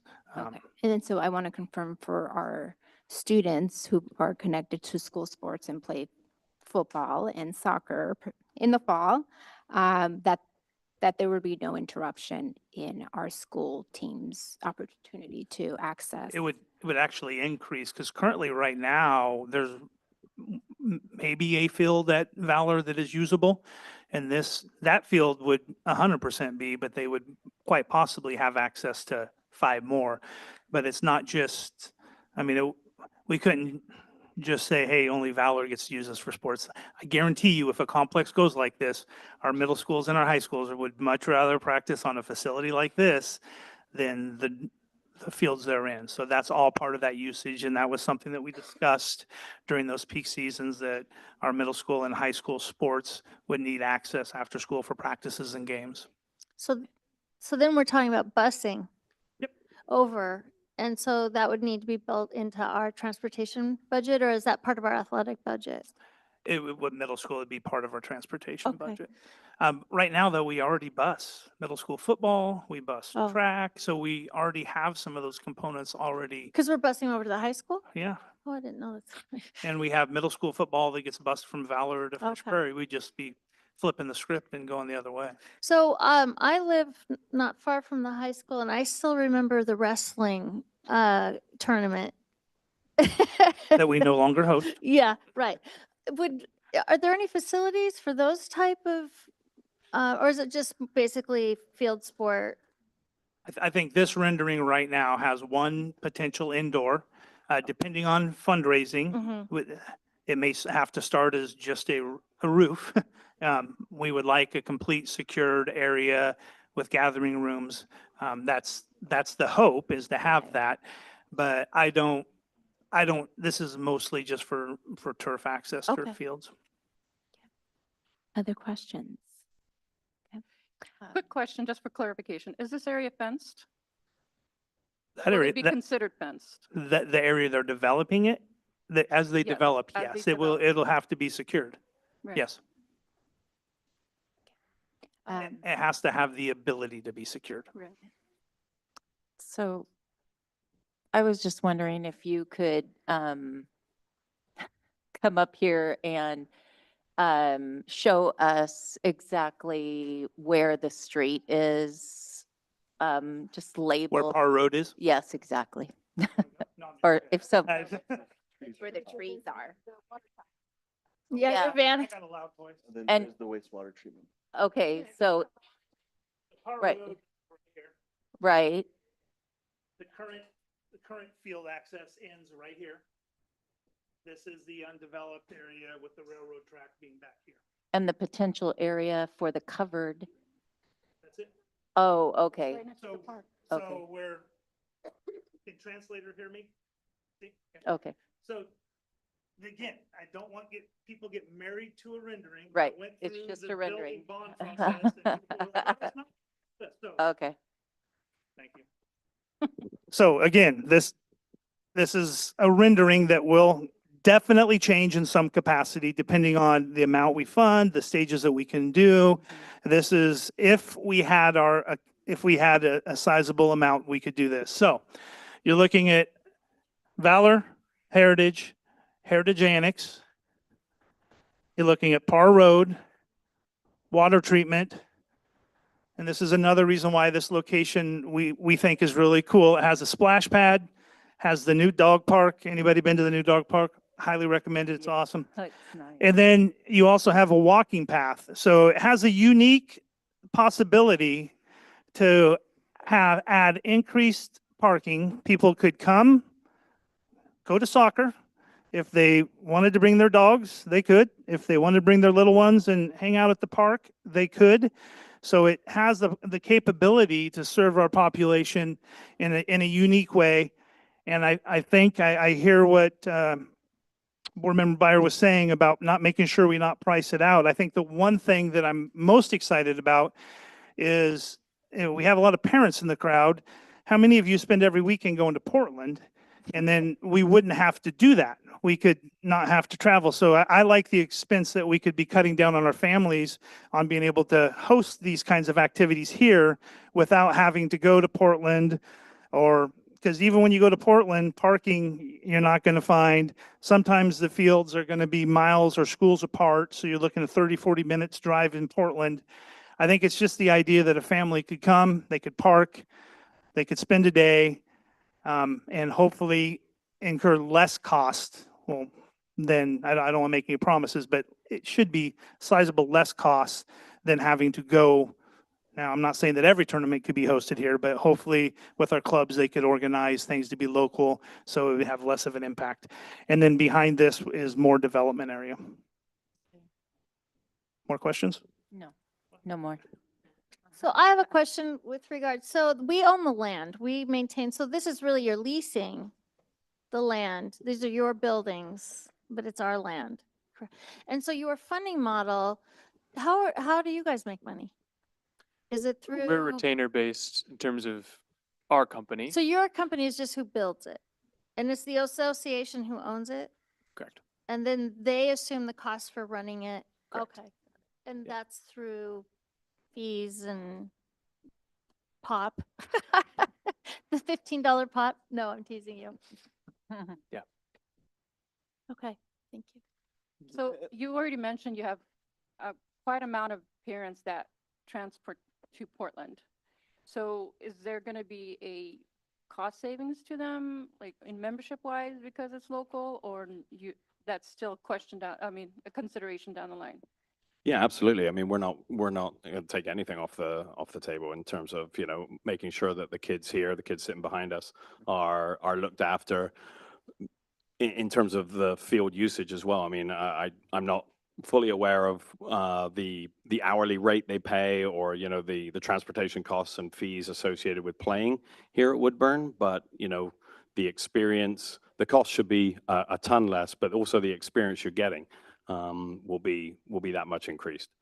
Question, so throughout the state of Oregon, what ratio of your members are Portland-based, Woodburn-based, or Salem South-based? We have about 90, give or take any given year, we have about 90 clubs. 41 are in Portland, the Portland metro area. The rest are obviously mainly down I-5, a few on the coast, a few over in the gorge. I don't have the exact number, but I would say probably 80% of our kids are in the Portland area. So the remaining 20 could be between Woodburn down to Bend, or Woodburn all the way down to, Medford, Bend. There's, 2,000-3,000 kids in Bend that play. And again, we talked a little bit about the regional exposure. Just to give you an example, we're going to be headed to Boise here in about 2 months for regional events. So this gives us the capacity, if it looked or felt something like this, gives us the capacity on a regional level to bring in. It's going to be 12,000-13,000 players from outside of the state coming in and seeing seeing Woodburn, seeing the facility, seeing the experience here, which we're going to be spending, yeah, like I said, 2 straight weeks in Boise. I have a 6 years of chamber background, so I'm very, I'm like, yes, the businesses, and yes, the small, the hotels, and we got to get some hotels there. Yes. Right. That's another thing, but yeah. That's down the line. That's Yeah, gonna be yeah, another absolutely. impact. Yeah. That's not today. Which is why we want to talk now. So I have a question with regards to uniqueness of each community and our does the association have any like that equity piece? Some community, you go 15 minutes up the road and you have a professional grade football stadium, and we don't. And is there any kind of how does the association deal with that? So I think from a equity of facilities, there are, I believe, 5 clubs that own their own facilities in the state. Medford, Salem, couple in Portland, and then actually one they count as ours, but they're in Vancouver. Everything else is Parks and Rec, school district based, and they're field rentals. So they don't control those fields. They don't have access to those fields. So from an equity standpoint, it's very seasonal based. It's very, whatever the sport is at that time. Soccer in most places is considered a full sport. Here, it's definitely a year-round thing. So in terms of the access that those kids get, we feel we can do better. And if I could just be a little bit more blunt, it would just be nice to have something outside of Portland for everybody. I live in Albany, so I drive by here. I work in Beaverton. That's where our offices are right now. Yeah, so I will be the happiest out of everybody. But at the same time, there's some fantastic places in there, but we just need to start looking elsewhere. And not because of necessarily this, just again, to the equity point, it's a hard ask to ask these guys to travel to Portland every single weekend, and not have it go the other way. And what's unique, one of the things unique to our kids don't pay fees the same as you might in another district. And so again, we just want that accessibility. So thank you. Other questions? I was going to ask about what's a timeline for us to be able to really dive into this, digest it, come up with some great questions, and as far as next steps from here? It's right here. Okay, well, I haven't had time to, that's what I'm asking. So when do we come back? Well, there's certainly a project timeline, just to give you a rough estimate in that packet of what we see typically, and that can be accelerated based on funding, candidly. But in terms of your all's readiness and timeline to have a next conversation, that could be tomorrow in terms of our readiness. So I think just discussing amongst yourself of what that looks like for a next session to dive a little bit deeper would be the answer to that. Yeah.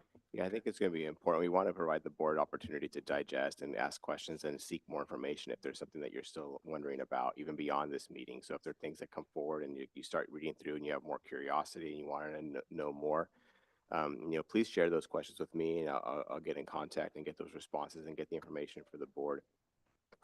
This is a really unique and innovative opportunity and partnership that's developing. And so we want to be diligent. We want to flesh this out and think critically about what the needs of our district are, this opportunity, and then start to think about like, okay, how do we move this forward and continue to maybe to take what's been presented tonight and start to develop a more formal lease agreement that then we could discuss in an executive session and start that conversation in a deeper, but very meaningful way. We just wanted to make sure that tonight or in the coming week, that you have enough information that you feel confident in making a decision on to move forward. Right. Another quick question. So we do want the community engaged and involved in open opportunities. So as I mentioned, traffic, there will be an impact, and of course, this is a consideration down the road with it being it will increase traffic, it will increase security issues. Also, all of City that would Woodburn impact, police impact. all of that would be part of if and when the board decides they want us to move forward, That'll all be part of a traffic assessment, all of those kinds of assessments. And we sit down with the city and they provide feedback on what some of those changes they may require or may not require. So yes, those are all valid questions and ones that we answer whenever we do a bond project but we're just not to that point That yet. level. Merely just want to give you an opportunity to give us some feedback and some guidance.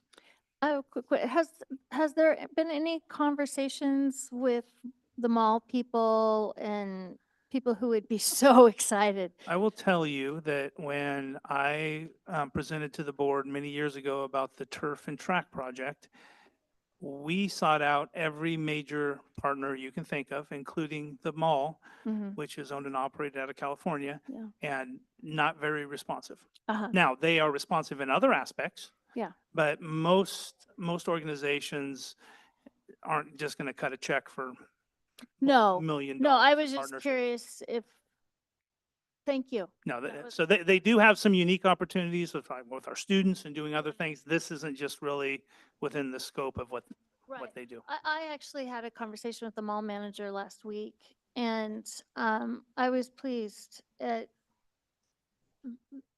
just the understanding that there's a stewardship and opportunity for them. Yeah, and when you professionally engage them, there are additional opportunities besides corporate in a personal philanthropy way with the Simon family, family office, et cetera. Yeah. So that's going to be thoroughly explored. Right. But in order for us to do that, we need to make sure that we at least have the leadership in the community on board Right. first. So it's a sequence. Right, and I would think Nike and a lot of, we have Columbia, I mean, we really do have a lot of Adidas. Yeah, it's all in, all of those. Yeah. I have a question / comment. I was here when, the high school approved the turf field. And it was, I believe, a great investment.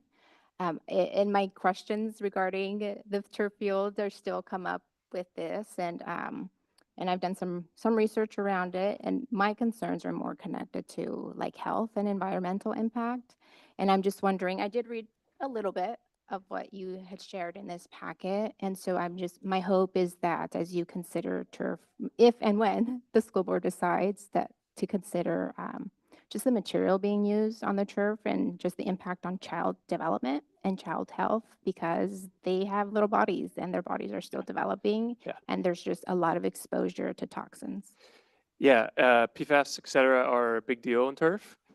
Fortunately, we've partnered with one of the leading groups in the whole United States that has been on the forefront of addressing that. And what company is that? Play Safe Turf and Track. Oh.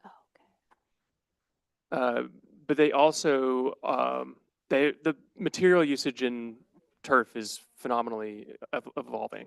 So for example, nutshells instead of rubber are being Yes, used. I did read that. Yeah, so there are things like that when we get down into it, I'm very confident that it will just be a choice of what type of surface material. Because when you make those choices, it changes the dynamic of the softness or the hardness or the bounces of balls and things like that. And there's no right or wrong answer. It would just be addressing and prioritizing the desires and needs of the school district in that. But that's a very, very predominant topic in turf in the last 3 years in particular, and there's been some great innovations there. Thank you. Yeah. So given that there's no additional questions, thank you for your time and thank you for your presentation tonight. Yeah, thank you. Thank you Really for your time. appreciate your time.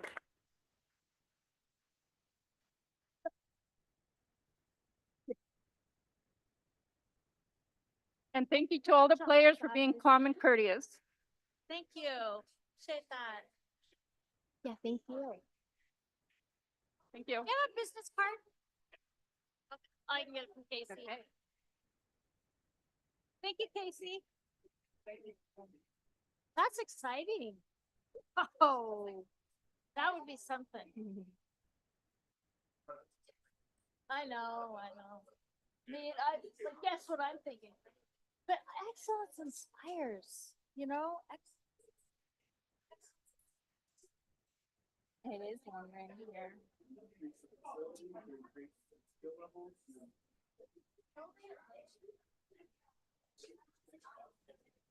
Thank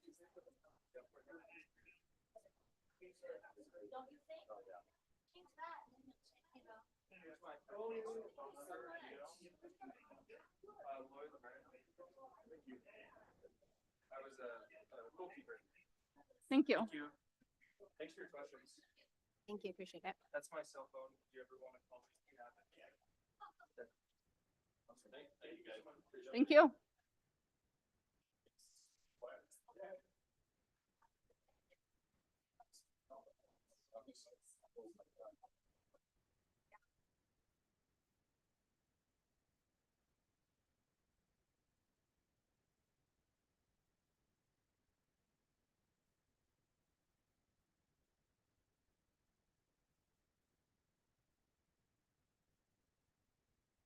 Like a team or two. Well, that's great. All right, and so we're moving on, the integrated plan is next, right? Okay. Okay. Well, I enjoyed our crowd. So moving on to our next agenda item is the 2025 through 2027 integrated plan application presentation.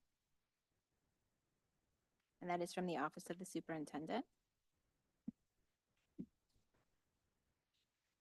Yeah, we're getting the PowerPoint pulled up here. And a couple months ago, we laid out the integrated plan and the priorities within it, how the 9 different programs are coming together to form 4 goals and 1 plan.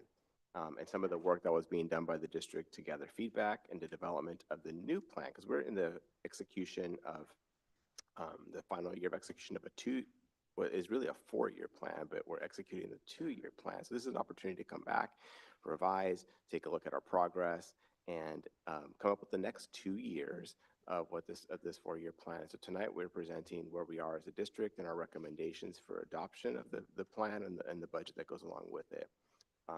So I'll invite up Director Chapman to join me as we kind of walk through this district plan and the work that's been done to come to this stage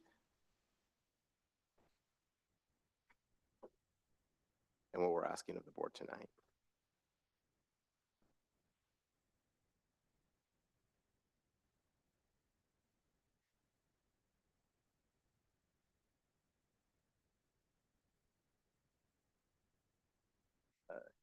Good evening, Chair Legaspi and Superintendent Larios and board members. Thank you for having me here tonight. I should have brought a cheering section like the last group. Yeah, we need matching uniforms too. Right. So tonight we'll be walking through the priorities and explaining how it was developed and seeking board approval on this 2-year continuation of the 4-year plan. So this is an integrated effort. It is 9 different programs that are being combined into these 4 overarching goals and this 1 plan. This goals around well-rounded education, equity advancement, engaged community, and strengthening systems and capacity. And this is work that's been ongoing over the last 2 years here in the district. It's important and valuable work, and that we've continued to get feedback on and refine and develop where we need to move forward with it. So the 9 programs, a little bit about what those are. And again, this is information that the board has seen in a previous report not too long ago.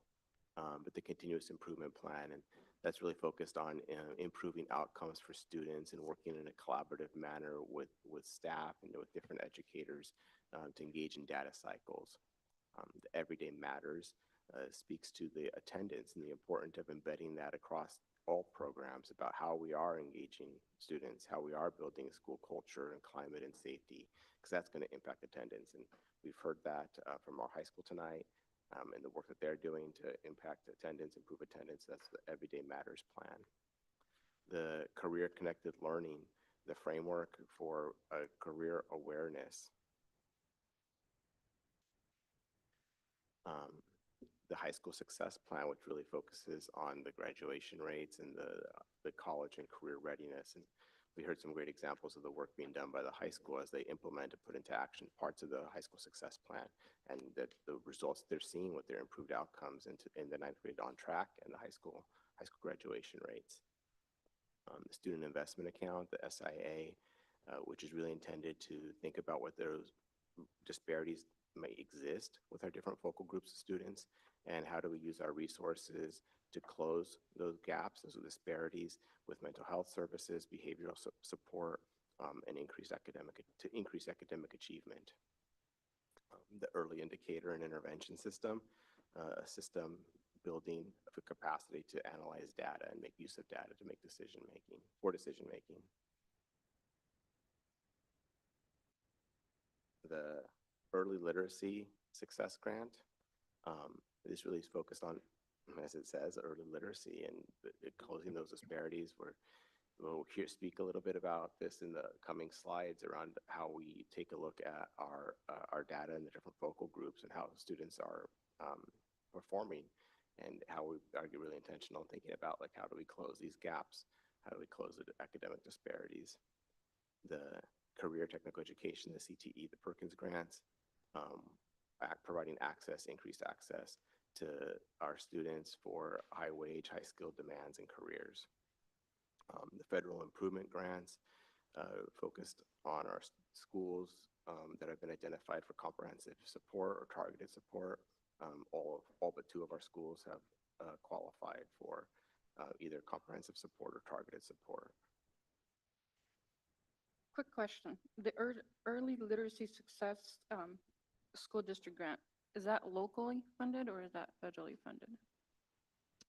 That's a state program where you're just in the first year of it, and it's new into the integrated plan for this upcoming plan process.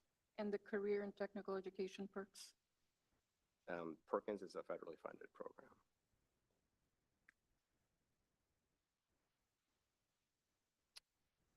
So a couple of the required components, or several of the required components as we develop the plan.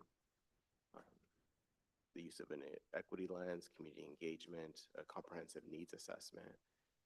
That needs assessment looks at the impact on focal students.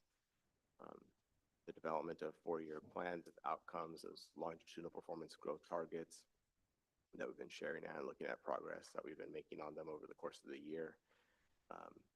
The review and refinement of our existing plan, input from different committees, looking at the quality education model, recommendations from the statewide Student Success Act, and reviewing and the input provided by our local CTE consortiums.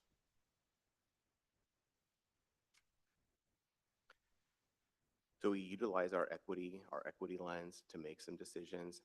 This is an equity lens that has been adapted from some different tools that are out there that are available, and really taking it into create like a Woodburn specific one, where we take a look at what our missions and mission vision and values are, and try to take a look at this, specific to Woodburn, but using equity as a decision-making factor. Again, looking at some of those disparities, looking at all students, but where are one group of students maybe outperforming another group of students, and then how do we get intentional about closing those gaps? So we utilized this equity lens in this decision-making process with our administrators, ourselves, and it's something that we're continuing to grow in and utilize to make decisions and make recommendations.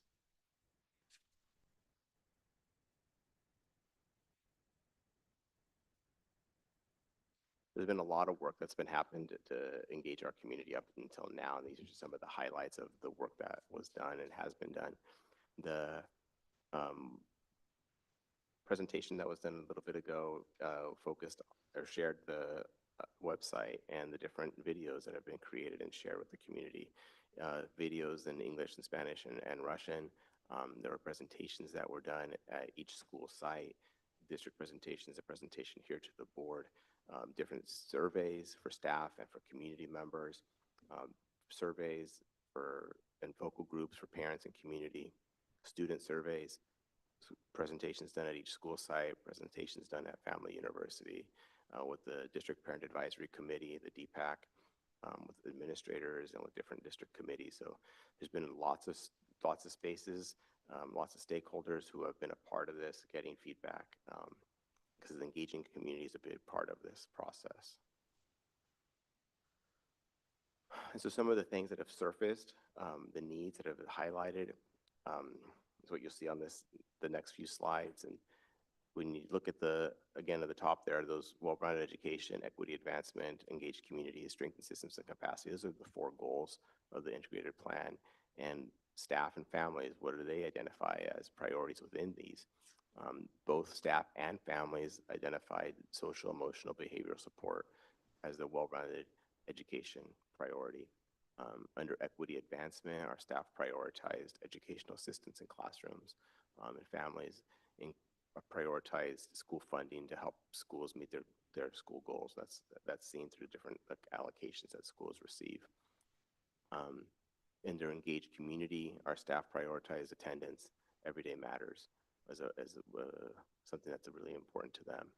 Our families, community partnerships and support for mental health, mental behavioral health.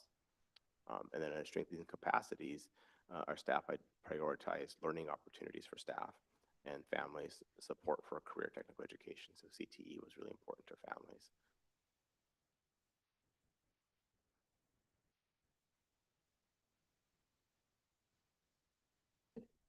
Are you talking about this? Sure. So we surveyed students to see what were some of the areas where they wanted us to maybe increase focus or continue focus. And so this slide and the next slide are the feedback that we got from students. And so the first section is the areas that students reported that were well supported. And then the bottom is areas where they said that we could use more support. And so you can see that they said that they have a wide selection of CTE programs. They feel like their cultural identities and ways of being are valued and respected. They have opportunities to earn college credit. And then similar to what you saw in the previous slides, they identified more support needed for social emotional growth. And then the next one kind of goes with that one about it being not necessarily easy to bring up problems with adults at school. And then another area for support is being challenged by teachers to learn the most they can.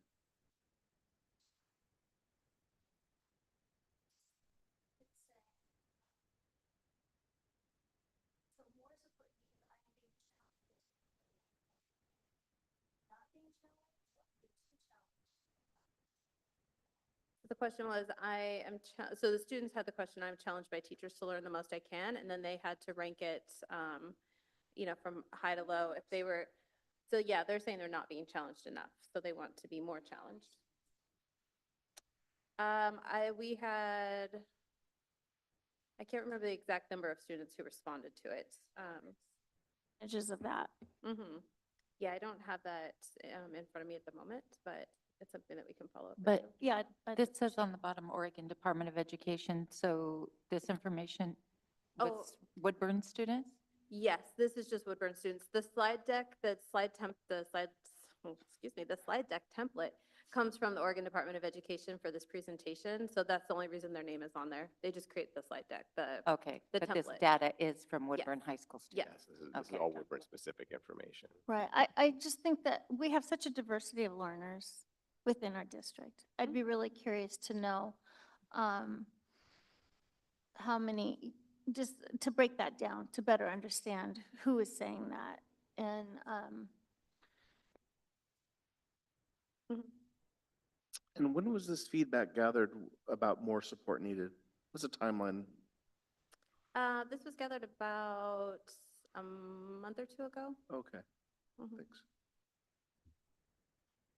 And then the next slide has the feedback from middle school students. So they also said that their cultures, identities, and ways of being are valued and respected by teachers. They have opportunities to take courses that are interesting, like the different elective classes that they have access to. And that they reported that they also are familiar with what careers are available to them, and that they know what they need to do to prepare for those careers. And the areas that they said they would like more support in, similar to high school, support with social emotional growth and being able to bring up problems or concerns to adults. And then we had some different questions at middle school. And so they had a question about opportunities to apply their classroom learning to real world experiences or projects. And so that was an area where they said that they would like to see that happening more often. So we looked at, some of the qualitative data, which we've talked about. And then we also had some quantitative data where we looked at our student data for literacy, attendance, ninth grade on track, many of the same things that have been reported to you throughout this year from the principal, school presentations, as well as those 2 sessions that you had with building administrators reporting out on the district goals. And so these are the same data sets that you've also heard about. And so we spent a lot of time, digging into this data, finding areas where we've had successes and where we could have make some adjustments to improve outcomes. And what are some of those adjustments? We will get into that in the next part.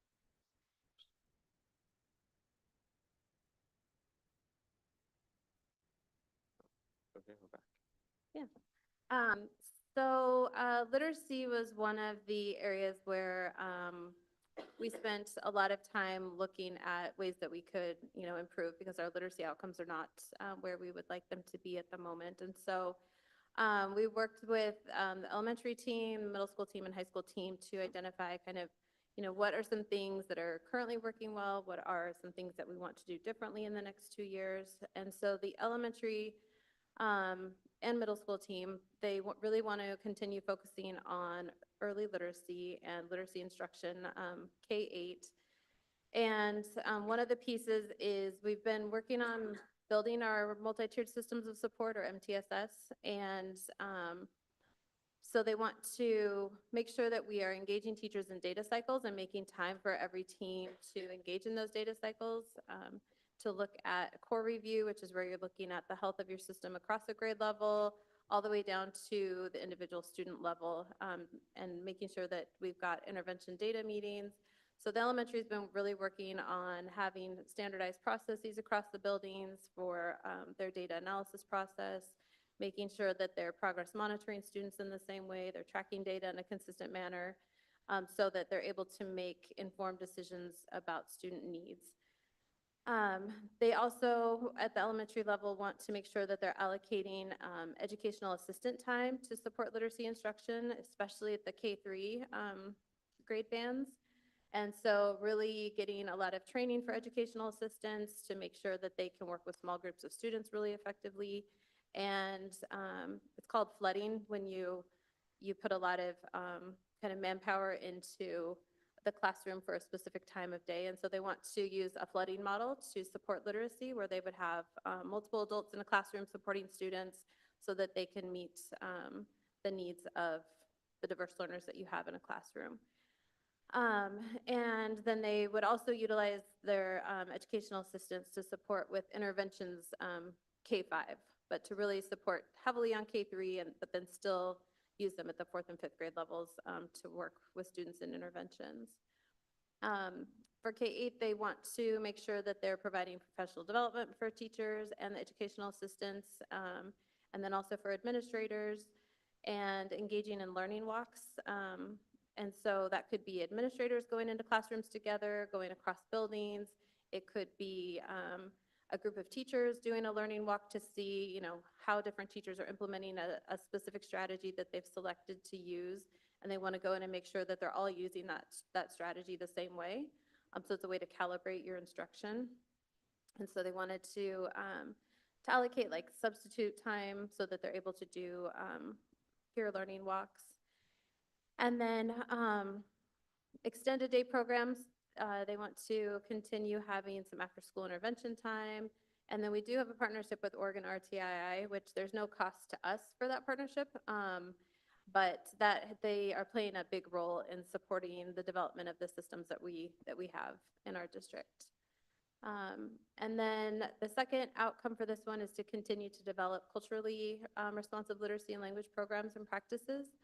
And so at the middle school level and at the high school level, we're doing a constructing meaning training, which is It's a training for teachers to learn how to better plan for language, the language needs that students have for their particular content area, and then to provide supports in the classroom to make sure that students are able to access the instruction and then demonstrate their learning.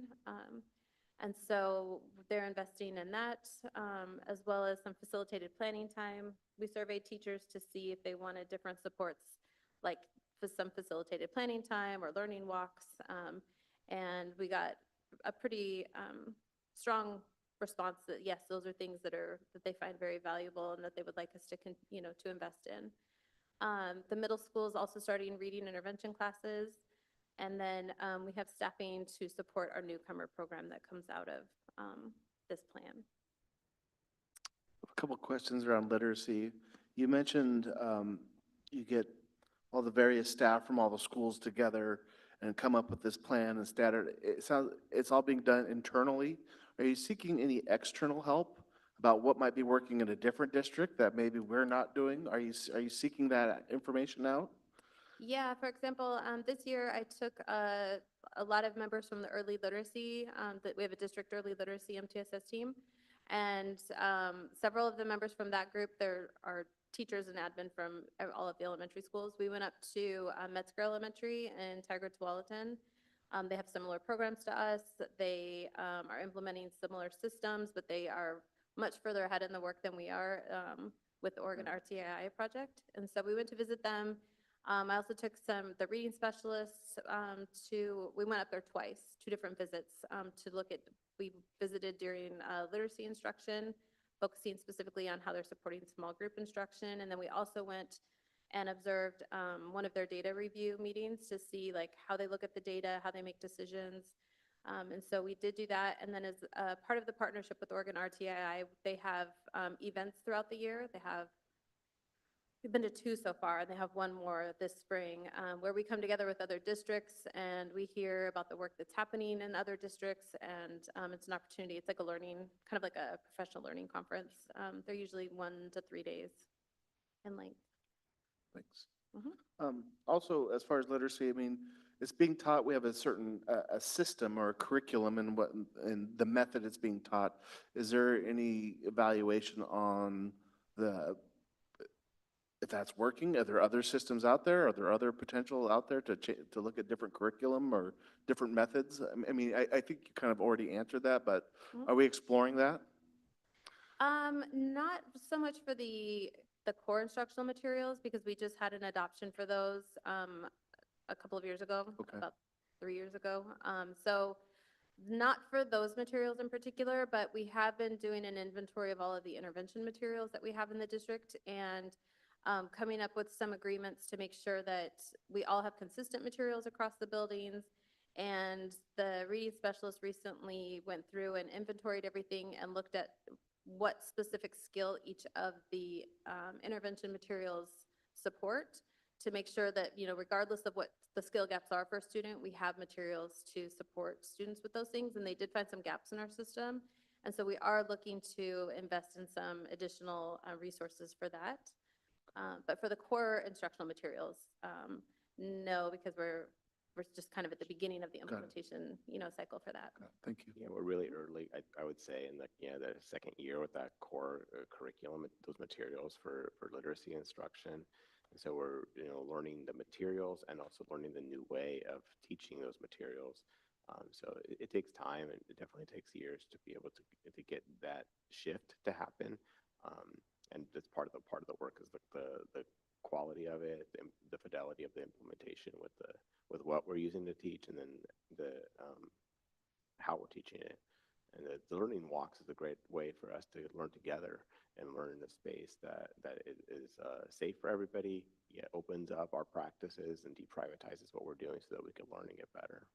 Do you have percentage of the participation on the learning walks, or is it mandatory, or is it by staff choice? This year, we've been doing it by staff choice. The administrators all participate in them, and our department does as well. And then we've made it staff choice this year if they want to do them or not. And some grade levels have selected to do it, some haven't. But next year, we would like to have everybody participate in that. to at least experience it and see, what the benefits are from it. And so, but right now it is optional this year. And you see the percentage of which educators are participating more and which ones are not at all? Or you don't have that data? Oh, I don't have it with me now. But you have that data collected and at all? I mean, we have like the people who've indicated that they want to do learning walks. Mhm. And on the professional development training as well? That we're doing for everybody on the Mondays. So we do literacy PD for all of the pre-K 1 teachers on Mondays.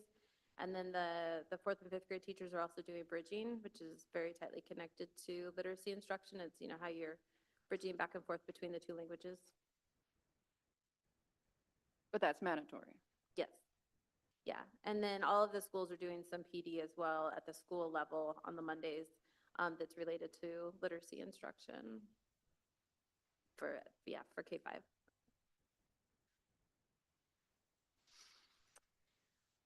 So the second of the 5 goals that are in our plan, the second one is around biliteracy. Obviously, this is a very important goal for a district that is predominantly dual language. And so we do have a goal around our 5th and 8th grade recognitions of biliteracy, and then our 12th grade Oregon State Seal of Biliteracy or Multiliteracy. And so we want to increase the percentage of students that are receiving those recognitions each year. And so some of the strategies that we're doing to support that, there are 2 outcomes on here that the 2 main bullet points. Those came directly from the Dual Language Advisory Board based on the dual language program evaluation that we did last year. And so they came up with those 2 main sub bullets on here. They're pretty long, so I won't read them out. But and then some of the activities that we're doing to go along to support those outcomes is having some extended time for teachers and sub-out time for them to work on the different components that advisory board identified as some key pieces that we need in our system. We also have the CM, the constructing meaning training that I talked about earlier for our secondary teachers, and for elementary, we've had CM refreshers because the majority of our teachers have been trained in CM, but it's important to keep doing those refreshers so that, they're continually deepening their implementation. We also have the opportunity for students to take the STAMP test, which is a language proficiency test so they can demonstrate for the seal and for these recognitions, you have to demonstrate proficiency in 2 languages. It can be any 2 languages. And so they have to demonstrate for speaking, listening, reading, and writing. And so the STAMP assessment is one way that students can demonstrate proficiency in a language in those 4 domains. And then the second bullet point is about onboarding new teachers. And so a lot of that is done through extended time, either before school starts or during the school year. And then we have staff that, support a lot of this work. And the Dual Language Advisory Board is coming up with kind of a more comprehensive implementation plan to support these 2 outcomes. And so there will be more details to come for these 2. And then the third goal is around attendance, which you heard about in the school reports tonight. And so, I mean, we can go on. And so there are the kind of 3 key outcomes. There are a lot of things tied to attendance. There is a lot that we could have put in here about attendance, but the first section is around how we're really supporting students with that behavioral health and wellness piece, and enhancing access and support for students, behavioral and mental health and safety. And we saw that come out in the feedback from our different groups that we got feedback from. And so some of the things that we are continuing to prioritize is having behavior specialists, counselors, social workers to support the behavioral health and wellness and school transitions. We have new teacher mentors. We had a special grant to pay for a portion of their salaries this year, which that was a 1-year grant. And so we'll just be picking up a portion of their salaries out of this. And then we also prioritize our after-school club. That's a space where students get a lot of their kind of social emotional learning needs met. And then PBIS, the positive behavior intervention systems, is something that we have been really focusing on the past couple of years in the district, and we want to continue that work. And so that's also prioritized in our plan. We included some pieces around STEAM. This didn't come out as much in the feedback this time around as it did when we first developed this plan, but there are some pieces that we are carrying over from the first 2 years of the plan that we think are still really important to get kids. The students did report that they felt supported in having elective classes. And so something that we did in the original plan was to provide more access to art instruction at the elementary level, for example, and that's something that we are going to continue to do. And so there isn't as much under that bullet because it just didn't come out as much in the feedback this time, but we are continuing to do some of those pieces that we had done before. And then at the bottom is just around our culture of engagement and engaging with our community. And so continuing to have parent involvement specialists and providing allocations to the schools, because as you know, all of the schools do their own events for promoting family engagement. And so they get a school allocation out of this, the funds that are associated with this plan, so that they can host those school-based activities that they do throughout the year. So as we discussed in the previous meeting, at the budget meeting, how important it is for each student to attend, what the dollar amount is, and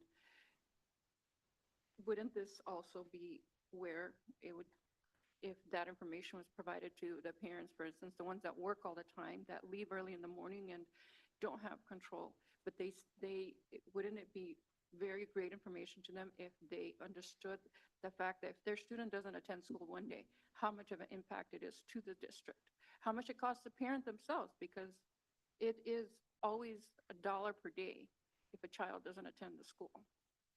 Because even the parents have a contribution involvement for this, as well as the educators and the students.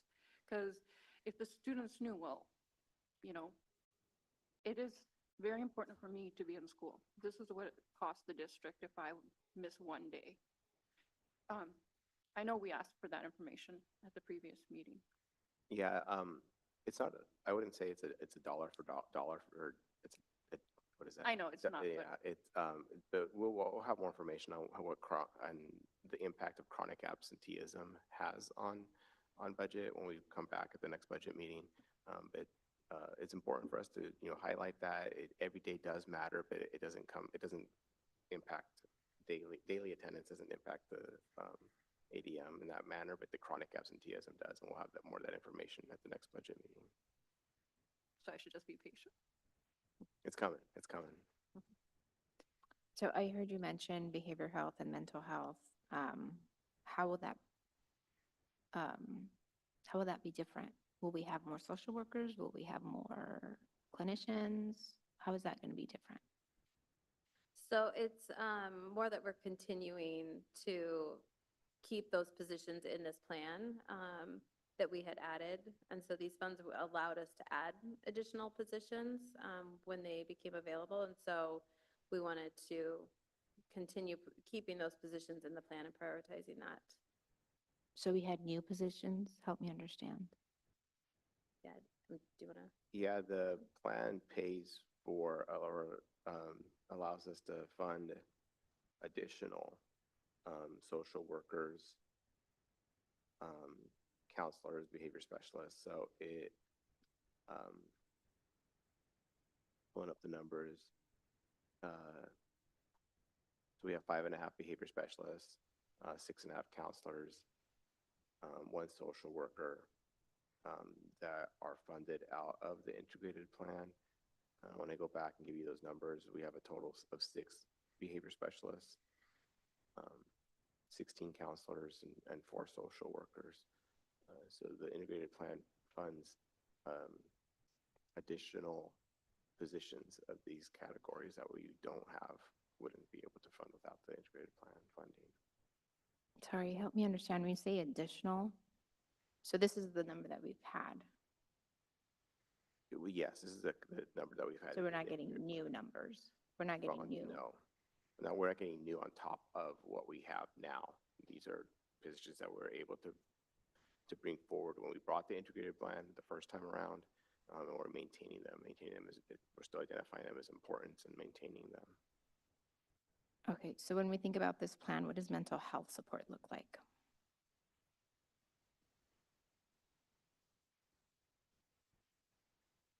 The mental health support provided by the social workers and by the counselors and behavior specialists. Well, counselors don't do mental health support. It would only be probably your social worker. And you said you have one? Is that what I heard you say? One from this plan, there are 4 total in the district.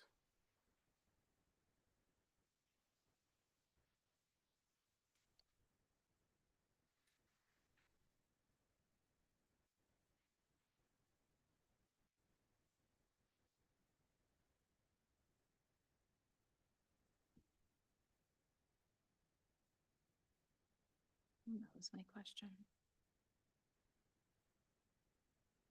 So the next 3 goals are tied to, you have it. The next 3 goals are tied to the high school. And so the high school administration talked about some of these things. And so, so we probably won't need to go into great detail about it because they already spoke to some of this. But one of the longitudinal performance growth targets that we have in our integrated plan is around 9th grade success and increasing the number of students who are on track at the end of 9th grade. And so some of the activities that they're doing at that level are having their 9th grade building bulldogs, like their summer program, the freshman victory classes that they talked about. They've got after school interventions, Saturday school interventions. They do a lot of family events. And so they have a 9th grade career,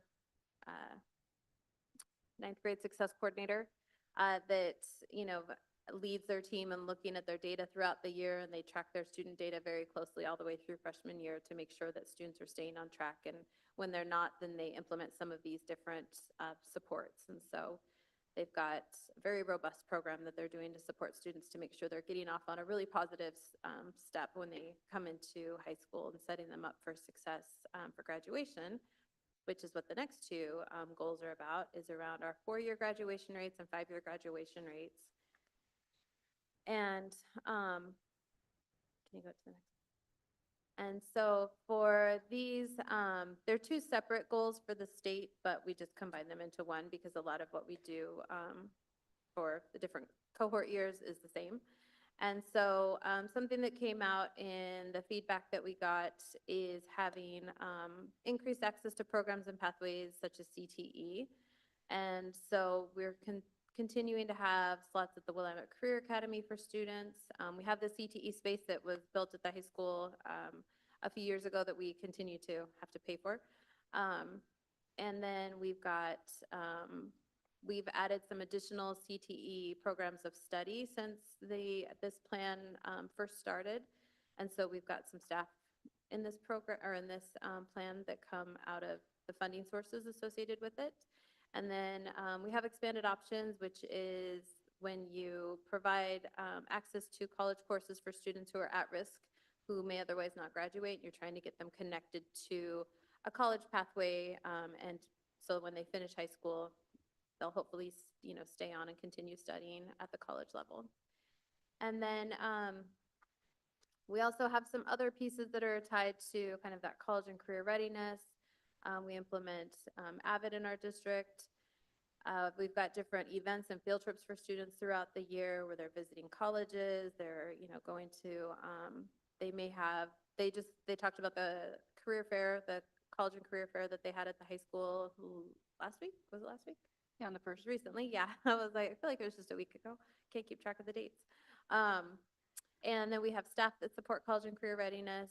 And then I've already talked about the CM training, but also really looking at what's going on in the classrooms and making sure that our instruction is meeting the needs of all students and then those targeted interventions that I talked about for the ninth grade are also available to students in 10th through 12th grade, the after school and Saturday school.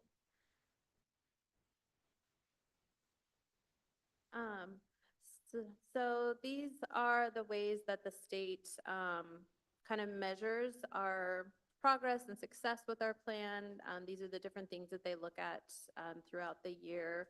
We do reporting throughout the year. They set longitudinal performance growth targets with us, which they did a couple of years ago. And so we continue to have those same longitudinal performance growth targets. But these are just the different ways that the state measures how districts are doing with their success. So I'm curious, does the state compare the previous plan to the current plan? Or do they just review the upcoming plan and approve it? For the longitudinal performance growth targets, For this whole plan. the state's approval process, the board will approve it and we submit it to the state. Yeah, so we have like the same kind of grant manager at ODE who has followed us all the way through. And if you remember, a few months ago, we did the annual report on the integrated plan. And so there's like an annual report that we do every year. And so ODE reviews kind of like what the progress was for your previous year. And then now they'll once you all approve this plan, then we submit it to the state and then they review our new plan. But they have all of the information from our previous plans and like they have our annual report from last year and but they like monitor it all the way through. So they're very familiar with what our plan was the past 2 years. And so then they'll look to see, they do look at like how it's different, like for the revised plan now for the next 2 years.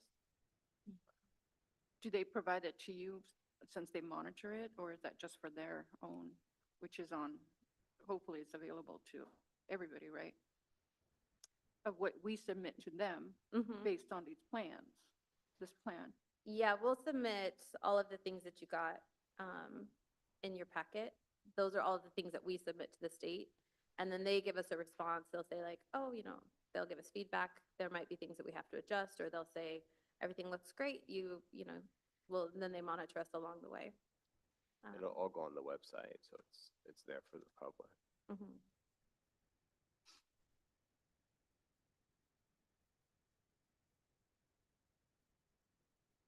And so these are the longitudinal performance growth targets. And we've talked about these before, and some of the district goals come directly from these. So ODE worked with us a couple of years ago to set these, and they'll be meeting with us again just to review kind of where we are with our longitudinal performance growth targets.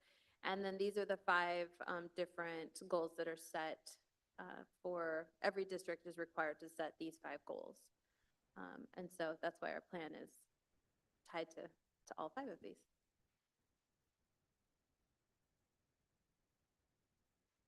And so we've presented this to you before. The 23-24 data is on here for the longitudinal performance growth targets, and there were 2 areas where we did not meet. And so then the 24-25 goal is there in the middle. And so you'll get a report on that later when we get, all of that data is not available yet because some of it doesn't come until the end of the school year. And then you can see what the 25-26 goals are. So every year, each of those progresses a little bit.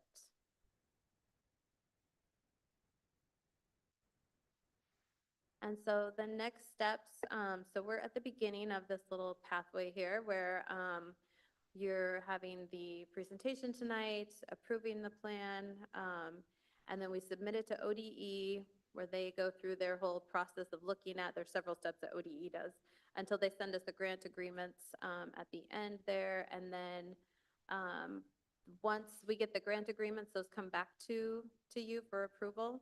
And so I'm not entirely sure what their timeline will be, but it should be, I believe, by the end of this year or else in the fall for the grant agreements. I'm not sure of the date for that, but once we know, we'll share that with you.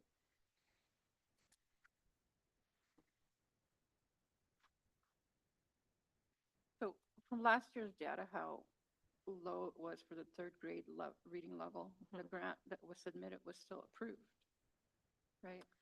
Yes, so you still get approved even if you don't meet your goals. It's not ideal to not meet your goals, of course, you want to meet them. And so ODE, when, like for the goals that you don't meet, they offer, you know, they kind of work with us to see like what else we're doing, to see what kind of, how we're going to respond to that essentially. So those are things that come out in the reporting that we give to them, like, you know, we didn't have the outcomes we wanted, so this is what we're doing a little bit differently now and trying something else. So what's the difference between what we previously were doing and what we plan to do with the first goal, the third grade reading proficiency rates? Some of the big differences are the systems that we're putting in place to really look at data and make data-driven decisions. We've also spent time creating standards of practice that we didn't have in place before, which is we brought groups of teachers together to come up with the different like time allotments that they're going to spend on the different components of a literacy block, which materials are going to use for those pieces. And so starting next year, the expectation will be that all of the teachers are following those standards of practice so that we can ensure that every student is getting access to all of the components of a literacy block for the same amounts of time. And then all of the buildings will be using consistent data analysis procedures, and we'll have the consistency with the intervention materials. And so we'll have shared decision-making rules about which students need which types of supports and what that will look like. And so just a lot more consistency and a system that makes sure that, you know, we don't have any students who fall through the cracks. Like, we're not just leaving it up to chance. And so we are really developing a system that will make sure that we catch any student who needs extra supports and that we're providing those. And if those supports aren't working, trying something different. And if that's still not working, trying something different. And so, so the main piece is around that. And then the collaboration between teachers with the learning walks and really calibrating their instruction. Let me go back to that slide to see if there's anything I'm. Because with the consistency comes the strength of the implementation, the strength and the depth of it with another year of growth and practice. And again, coming back to like having some real shared pieces that everybody is implementing now, you able to go deeper and have stronger and richer quality of implementation. So the MTSS plan hasn't been fully implemented? Not all of the different tiers. So the partnership that we have with Oregon RTII, last year we looked at tier 1 instruction, which is, you know, instruction for all students. And we started with 2 of our schools. And so this year we worked on tier 1 instruction for all 4 schools. And then we're now working on the systems for tier 2, which is getting the intervention materials consistent across the buildings, working on the decision-making rules so that if a student, you know, demonstrates these skill gaps, they get this intervention. If they have these skill gaps, they get this intervention. And then next year we'll be looking at tier 3, which is more on like an individual student basis. If you have interventions and, you know, your whole group's responding, but one student isn't, then you start doing problem solving for that individual student. And so, the parts of it are getting implemented, but not the full system yet. So when you say next year, is that 2026 all year? Mm-hmm. And so then is that when everything will be implemented? So next year we'll be building tier 3, which is kind of that individual piece. So I would anticipate the whole thing will be implemented in the 26, 27 school year. And then as the director of teaching and learning, can you speak to the lack of consistency? You mentioned the word consistency. Can you speak to the lack of consistency in the previous, I don't know if it's years or before this plan started? Like, what do you, what specifically? Well, clearly, I heard you use the word consistency. You said there was a lack of, there's more consistency now. So Mhm. what was lacking before? Oh, I would just say agreements between buildings about, maybe what data they were going to use or what assessments they were using to look at, you know, what the needs were for a student. Or intervention materials. When we did the inventory, we found that there was some materials that every building had, but there were also several different materials that one building had or two buildings had.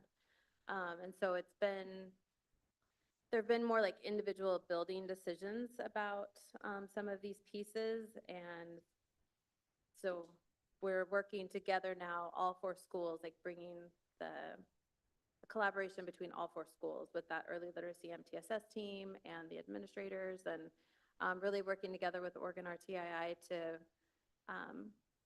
be moving together as a whole system instead of just leaving it up to each building to try to figure out. Thank you.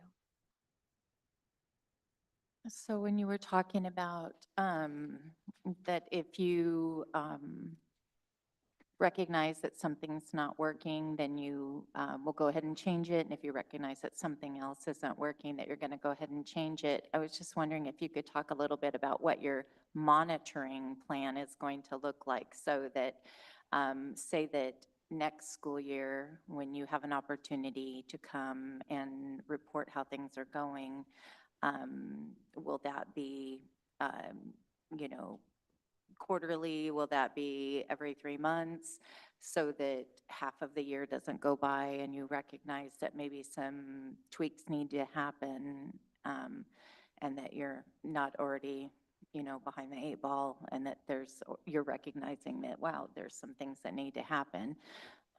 Because it sounds like you have a really solid game plan going into it, but I'm just wondering, what does your monitoring plan look like going into this? Yeah, we're working on the calendar for that right now. But there will be systems in place where we're looking at the data at a district level, and then looking at it at a school level, and then at the school level, they look at it by grade level, and then down into kind of the classroom student level.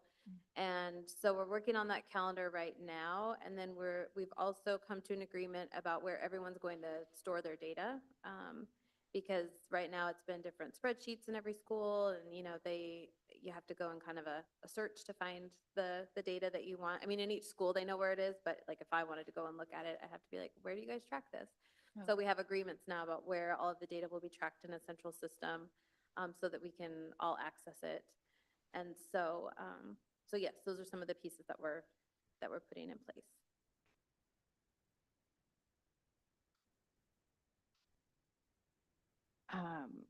As part of the MTSS committee, and I've heard you mention RTI because I attend that committee, which is not mostly, but it is for elementary, correct? Right now, we've been building it out at elementary. And the reason for that is that we wanted to really get our system solid at elementary and get literacy on track at elementary. And then start to move into the secondary level. We've done a little bit of work at secondary. I talked about how they're going to be having some reading intervention, like classes that they're offering. We've been working with them on which assessments to use to identify the specific needs for students. And so we're taking some of the pieces and implementing it at middle school, but yeah, we definitely have started the work at elementary because we wanted to make sure that we were really getting literacy, getting those outcomes that we need at elementary to set kids up for success when they're getting to middle school. And is that happening now at the middle school? When does that plan? Yes, we've been kind of piloting some things the past like month or so, couple months. And so we've been piloting some things this year, and then the principals and their staffs have made some decisions about how they're going to implement it next year, but they have been kind of piloting some things the second half of this year, like this semester. Thank you. Any other questions?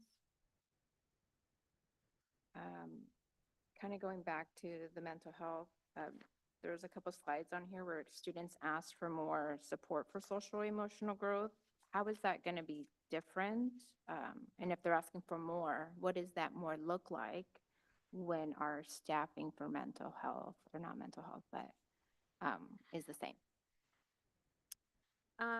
I think the investment that we're also making in PBIS, where we're really making sure that all of our spaces are welcoming and safe, and students are having that sense of belonging in every learning space. And so the PBIS work, similar to literacies, you look at, what all students need, and then what some students need, and then what, some individual students need. And so it's a very I mean, that's the other side of your MTSS essentially, is the PBIS work. And so, so I think that is one of the main ways that we will be able to support students with their social emotional learning. And then some of the other investments that we had in there were like around after school club. Let me get back to that slide. Yeah, the after school club piece, and then an area that we've been wanting to do some additional work at too is those school transitions, and like really looking at what that experience is like when they go from preschool to kinder. And we've had like our preschool and kinder teachers engaging in some professional development together this year, and they're doing some learning walks, the staff, to see, preschools getting into kinder classrooms, kinder into preschool classrooms, and then looking at that 5th to 6th grade transition and 8th to 9th. And so we want to make sure that those transitions between levels are really smooth for students. And that's an area that that we would like to have some improvement on, and do some different things to make sure that students' needs are being met as they move from level to level, because that can also be, kind of a scary transition. I think it's important too, just to call out a little bit the work that the teams have been engaging in this year, and the monitoring that we've been bringing forward to the board, and sharing some of those DESA scores, some of that work on the youth truth, and how our students are reporting progress, and that they are reporting better mental health outcomes, better social emotional outcomes. So I think it shows that the progress, that things are working, and just continuing to like fine-tune what is being done is going to get the increased growth. So when you speak to reporting, this is student reporting? What survey are you conducting to get those results? This was some of the DESA reports that we've been monitoring and bringing forward to the board, and the students are self-reporting and the staff are reporting. So we've been looking at both of those over the course of the year. And so you use that to base decisions on additional supports? I'm using that that to what's measure the quality of the implementation, and has what we've been doing been working. Use the DESA to determine that. Is one measure. It's a measure that we've set forward and been monitoring as a board.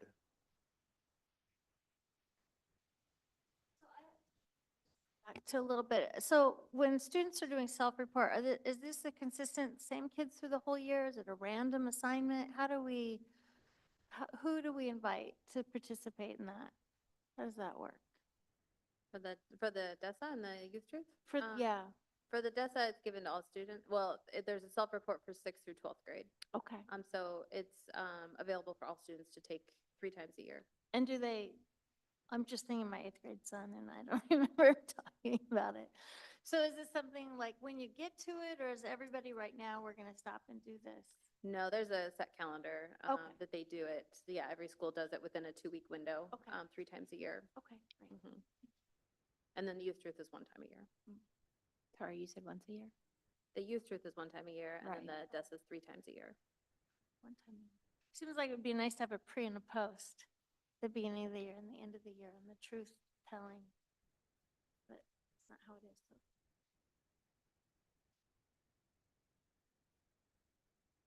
So then, just so that I understand, we're continuing the same mental health, social work support based on the DESA? Did I hear that right? No, I'm just bringing that forward as one of the measures that we've been monitoring to know if things are improving.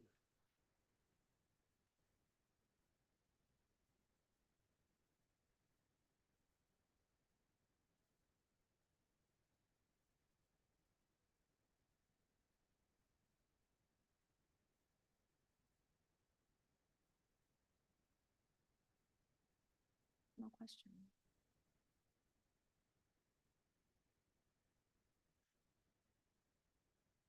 So this is a plan that we do need the board approval on. We could ask for it now or we could ask for it under new business, but it is a plan that we do need a recommendation or motion on. And when do we have to make a motion on it? This meeting or the following meeting? Or what's the time frame on it We're asking for it tonight. tonight?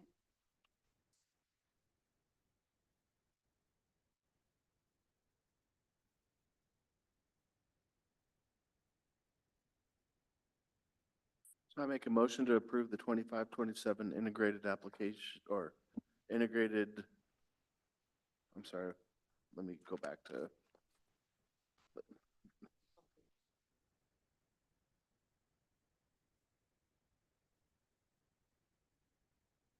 Or I guess I just make a motion to approve the 25-27 integrated plan application. Is there a second? But first, thank you for the presentation. Yeah, thank you. A lot of work that went into this. Is there a second? I second it. All in favor of adopting the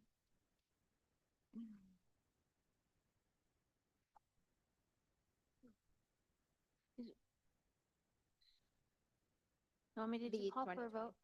27 integrated plan application, please say aye. Aye. Aye. Aye. Opposed? Did we all vote? Yes, motion carries 5-0 vote.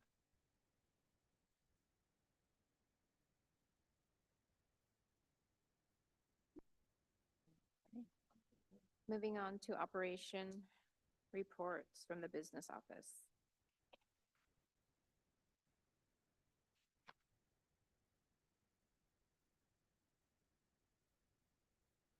Thank you, Director Bishop.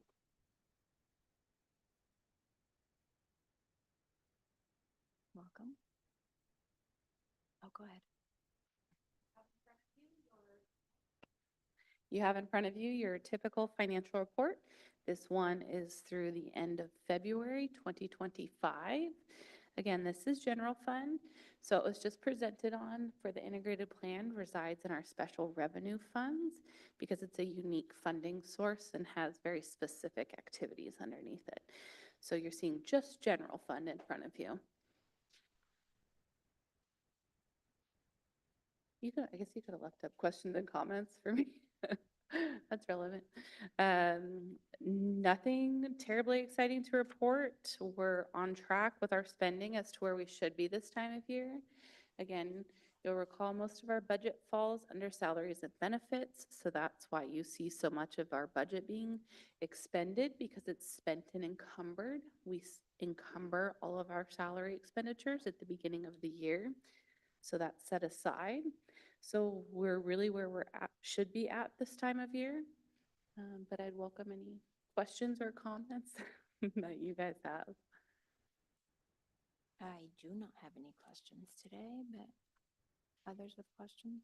The last budget meeting, you provided us with very, very useful, very informative, very clear and concise information. Yes, we overwhelmed you And a with lot of it, questions. a lot of information.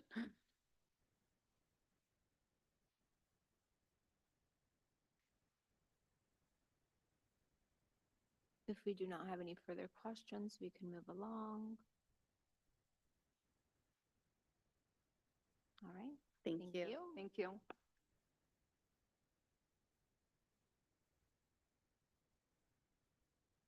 Next, we have Arthur Academy presenting today.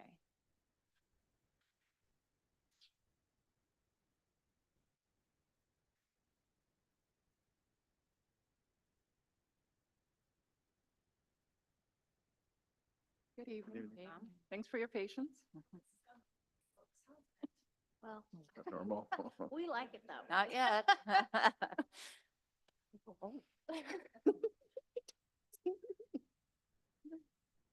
Just a second to pull this up. All right, so this is our successes presentation. As you know, we get to do 2 presentations per year, which is really exciting for us. And let's just go ahead and get right into it. We have some exciting news about some of our younger students at our school. Our first graders are already in the 2nd grade reading curriculum. So we have a very rigorous curriculum, and we have gotten them through it. They're at mastery and they're doing very, very well. And then we also have kindergartners that have already moved into the first grade reading program. It's not the full class, but it's groups of our kids. I do have one quick question. You know how we track our students from K to third and are reading our math levels and how, you know, there's a percentage of them that aren't making the state required grade level. Are you guys included in that or are you separate because you are your own private entity? Well, we're included and we're separate because we're in the Woodburn School District, but we're our own charter school. So we track all the same things that you track. We just present it to our own board instead of you as a board because we have an Arthur Academy school board as well. We go over all those scores with. Yep, just like we share our Oregon State assessment scores with you. So when we're looking at Woodburn scores, yours are not plugged into that district score, they are. Are you talking When about the we're- Oregon State assessment? Yeah, when we're looking at the district report card, that isn't including Arthur. It is not? Okay. Correct. Thank you for understanding. Want that to question. clarify, maybe that's the Thank question. you. I was like, wait, are we talking about OSA or the report card? All right, thank you. So here's some of our reading test mastery scores. These are our most recent scores. And so what this is basically saying, for instance, kindergarten right now, 93% of those students received a 90% score on their test or higher. So that's pretty good. For first grade, 97%, second grade, 94%, third grade, 90%, and fourth and fifth, you can see 91, 92%. So we're up there in the 90s for these guys. We work really, really hard to make sure that all of our students are at mastery. Any questions on this? Okay, moving on. Here's some more successes for us. Now we're going to talk about a little bit of math. We have some third graders that have started the fourth grade math curriculum, which is incredible. And we're really hoping that that boosts our Oregon State assessment scores this year. And also it just gives them such a good foundation moving through grade school and into middle school and high school. And then kindergarten, first and fourth grades, these three classes are all scheduled to complete their math programs within the next 5 weeks. And then they will also be able to move to the next grade level. This is, in the 4 years that I've been principal, this is the most progress I've seen and the highest mastery we've had. So I'm super excited. I really feel like this is a big success for Woodburn Arthur Academy. I know you've answered this question before because we visited your facility multiple Yes, we times. did, Rosie. But the fifth graders, they don't enter the Woodburn middle schools, do they? They do? Oh, they do. A lot of them do. Yep. I know you've answered that question. I know, but it's always good to revisit. Many of them do. I don't have that percentage on me right now, but many of them do. A few of them will go to, what is it, St. Luke's? Oh, okay. North Marion, but most of them stay right here in your district. So we're helping them with their math and their reading so they can enter your middle schools and help your OSA scores too, right? All right, because then they'll be prepared and ready and Yep, at the level that they're supposed to be. yep, that is the goal, that's for sure. I have a quick question. I'm sorry, it's a little off topic, but does every child who wants to attend Arthur Academy, can they attend Arthur Academy? Well, we are not a neighborhood school, like we call you a brick and mortar or a neighborhood school. We have a lottery system and we have to go by the guidelines of the lottery system through the state of Oregon. What are those guidelines? Oh, those are pretty complex. I might have to get back to you on those, but the basic gist of it is, it's not a first come serve. It's not a first come, first serve. We sort by siblings first, which is a weighted category. So any siblings will get in first and then in-district students get in next and then out-of-district students. And it is all literally a lottery. And so how many applicants, what percentage of applicants exceeded your capacity? Like, I mean, you have capacity for 200 and you have 300 applicants or? I see what you're Yeah. saying. Right now, I can give you an example for right now. Right now, we have 42 kindergarten applicants. We have the first 30 of those picked. All of them are either siblings or in district, except we have one out of district because we didn't have any more applicants for in district or that were siblings. So then we moved to out of district. So that kind of gives you an idea of it. We have, I believe it is 6 students still on the waiting list for kinder alone. Our capacity, Just at this time. just at this time. So we're going to do another lottery again in May and then another one in June. Yeah, did that answer your question? Yeah, it does. Okay, good. So can you tell me the percentage with the weighted, like last year, how many applied and what is your capacity to, how many can you serve? So our charter states that we may have 30 students per grade level. So 30 kinder, 30 first. And so 30 times 6 ends up being about 180. Our capacity usually lands about, I believe right now it's about 162, What was the first number you said? 180. 180 and 162. Okay. Yeah. As our grades, as our students get to the 4th and 5th grades, parents really want to keep them in their neighborhood school, Yeah. which makes sense. Yeah. Thanks. Any other questions about that? Okay. Thank you. Yeah, absolutely. All right, let's talk about math mastery test scores. So here's some of our most recent scores. You can see we've got first and third, 100% of those students are scoring at 90% or above, which is super exciting. And for those students that aren't scoring at 100%, I do want you to know that we are doing interventions. Teachers are helping, and we have small groups teachers who are helping those students with just like those specific skills that they need help with. So, Rosie, do you have a question? No. Okay. Any questions on this for anyone? All right. So this is pretty exciting. For 2 years in a row, last year and this year, we were nominated for Best of the Willamette Valley. And so this is the second year that Woodburn Arthur Academy has been nominated, and in the category of charter school and best elementary school. Last year, we won the silver award. Voting just closed. We're really hoping for a gold this year, maybe in both categories. We'll see what happens. But I did want to share that. Also this year, we did something new. We did a 5th grade art walk. And so our art teacher, we have a teacher who does both art and music at our school. And she had the students doing all sorts of different projects. You can see Africa there. One of them was Panama. She had all the different grade levels doing things from different countries. And then we had a big fundraiser for bingo night. And we had lots of people come. This is my bingo caller right here, my vice principal, Ms. Thorson. And she does a great job, by the way. But all the parents got to walk through and see the art. I would say, gosh, there were probably, what, 200 people there? Yeah, we packed them all into the big gym that the church has made and allows us to use. So it was really fun. We did get, it's always exciting as a school when you get new things. Even flooring can be really exciting. So we finally got some old carpet up, and we got down some new carpet squares in the 4th and 5th grade room. And then in 2nd and 3rd, we got these lovely laminate wood looking floors. So that was pretty exciting and gave the school just kind of a nice, I don't know, just a little bit more sunshine. I do have a question, since you mentioned the church and utilizing their facility. So they're working on a new project. I don't know if you're familiar with it. Really?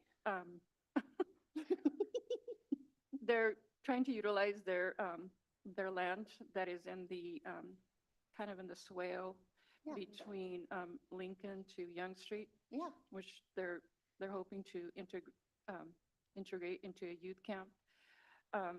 Okay, I think I heard a rumor about this. Are you guys gonna have access to that area once it's complete, hopefully in a year? I would definitely think so. Pastor Jesse and the church, we have a very close relationship, and anything that they make, they want us to be involved in.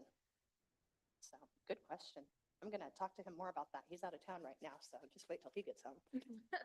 Well, I've seen the request letters from Okay. community members and community businesses asking for assistance and donation and participation, so. And they're trying to minimize the cost, Mhm. so they're trying to obtain as much donations and community help as possible, so Okay, anyway, thank you, Rosie. for looking sharing forward to that. Yeah, thank you. Speaking of the gym and using church facilities, we just moved our lunch service down to the gym, and it has been fantastic. You can see the tables, those are brand new. We just got 5 beautiful lunch tables down there that we get to use. Students have room to spread out. Before, it was in the classroom, which is the other reason why we needed new flooring. Because milk does not smell good over summertime. That's melting. All right. You can see that we've set up a little buffet. That middle picture right there, students, grades 1, 2, 3, 4, and 5, they get to serve themselves. And what was it one of the kiddos said to you? Something about being a real human? When they finally, it was a 3rd grade student, and when the first day they came through the salad bar and they got to serve themselves, he goes, "Mrs. Thorson, I feel like a real human. I get to pick my food." I was like, well, I hope you felt like that before this. Yeah. But it's very exciting for them. They get choices now, which is really fun. Absolutely. And then the last slide I have for you, last year, I kind of introduced our new SEL coach. We have a social emotional learning coach for our school. And this year she's really branched out. It's her second year. She's running friendship groups. She's doing anxiety groups. She's doing just wellness groups. So she's pulling students who want to be pulled and whose parents want them to be pulled just for a couple minutes here and there. They're not missing any of the math or the reading or anything like that, but just for a few minutes here and there to work with them. And they are so excited to get to work with her. Every time she goes into the classroom, they're all like, is it me? Is it me? So we're really proud of the little setup that we have over at Whitburn Arthur Academy. Any questions?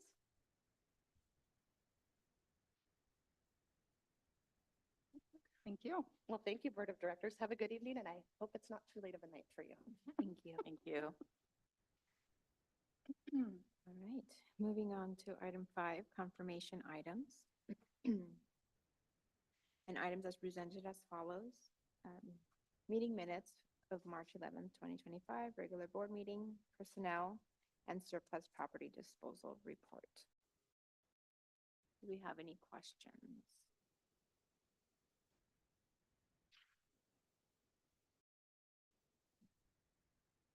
If there are no questions, I would entertain a motion to adopt the confirmation items as presented.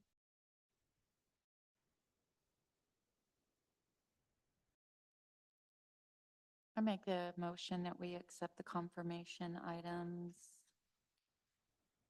as listed. Meeting minutes, March 11th, 2024.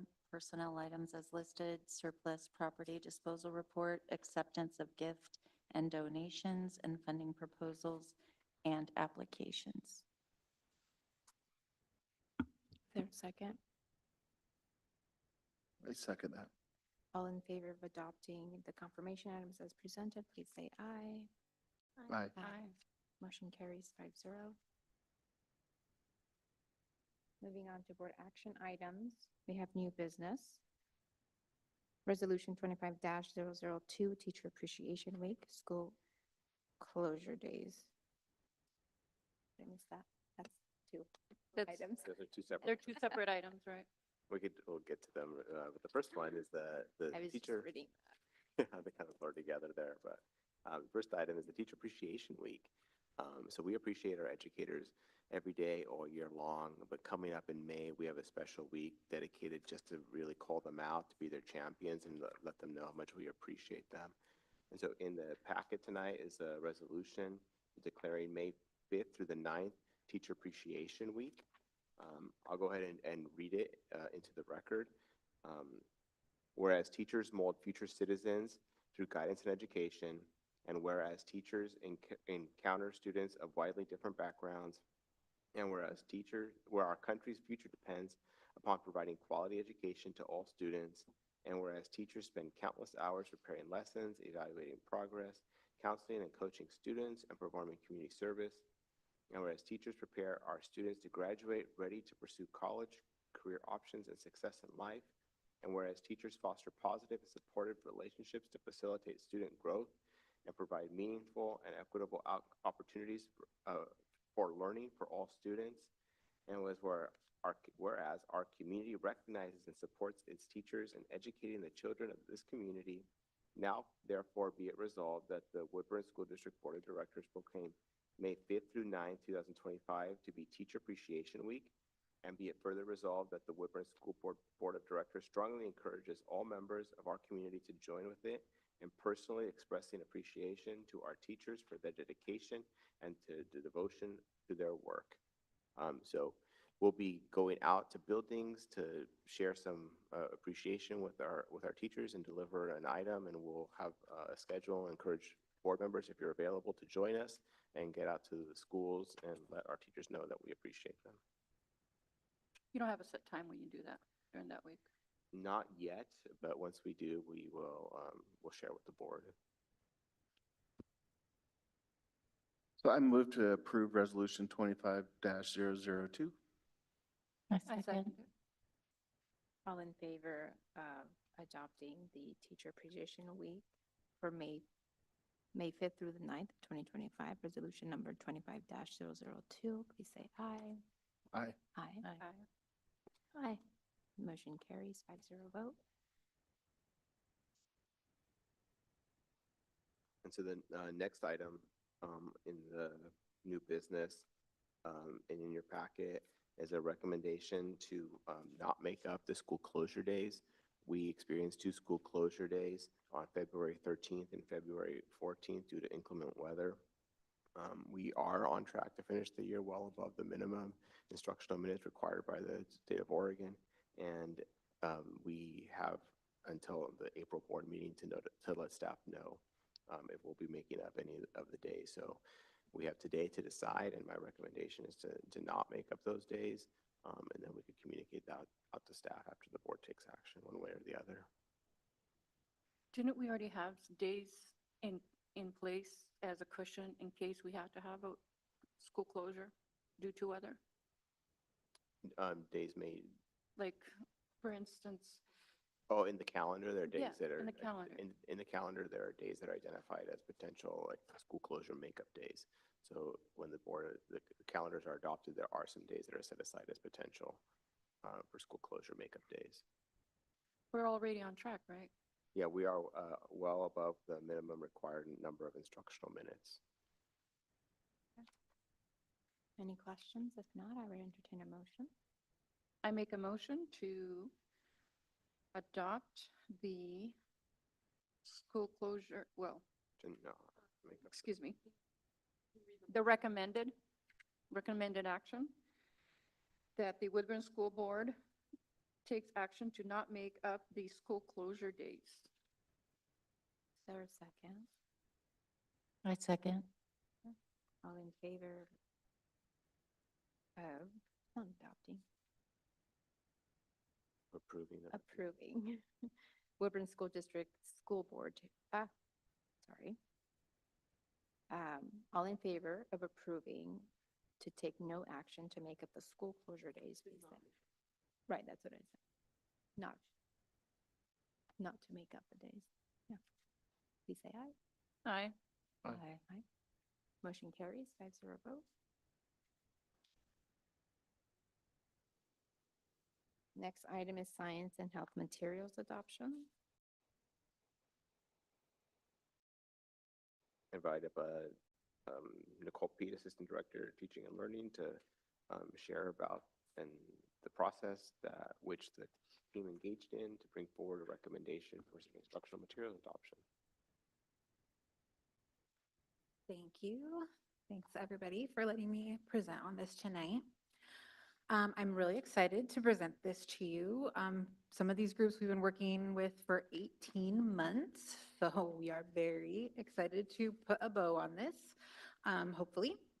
I know some of you have seen some of these slides several times because you've been through adoptions with me, and some of you have seen none of them. So bear with me as I give a little bit of context with some of the slides that we get from the Department of Ed to give some context around the process. So this is a very exhaustive process that includes a revision of content state standards and then a review of materials presented by the publishers, and then a final adopted list provided by ODE. So that's all the things that happen at the state level. It's usually about a 18 to 24-month process, not including all the research and work that they do leading up to that. So after ODE does that, then we engage in our process, which I'll be sharing a lot more information about here in the coming slides.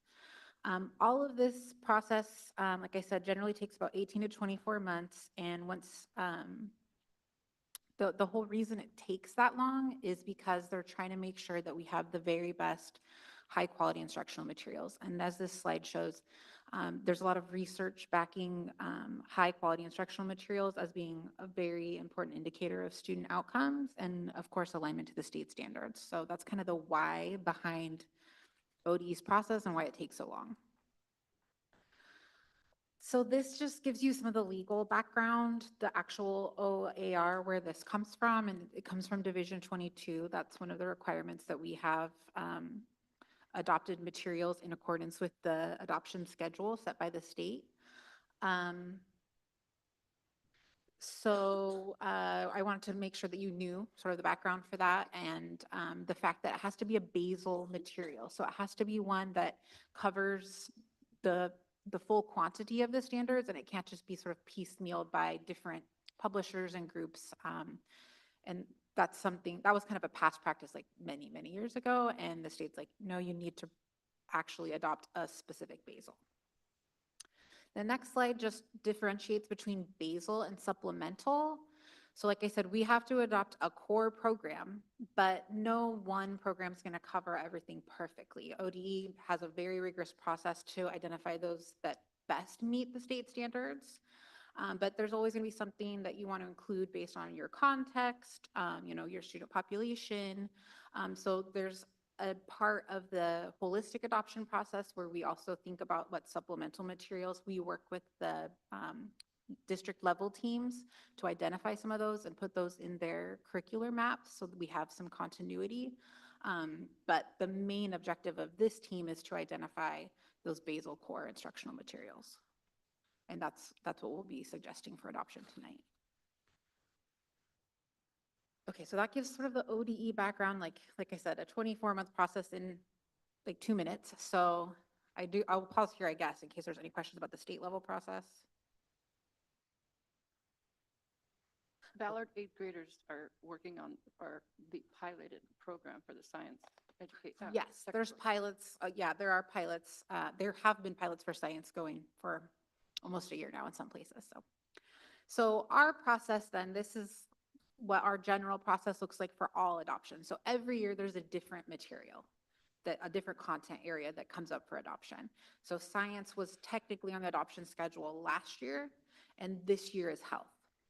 But our process, because we really want to take our time and make sure that we have a deep understanding of the updated standards and that the materials are working well in our classrooms and that teachers have time to implement, sometimes that takes a little bit longer.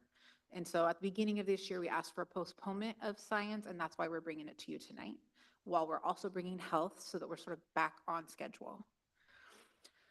So this, again, outlines sort of our general process. Like I said, we look at the revised standards and state framework.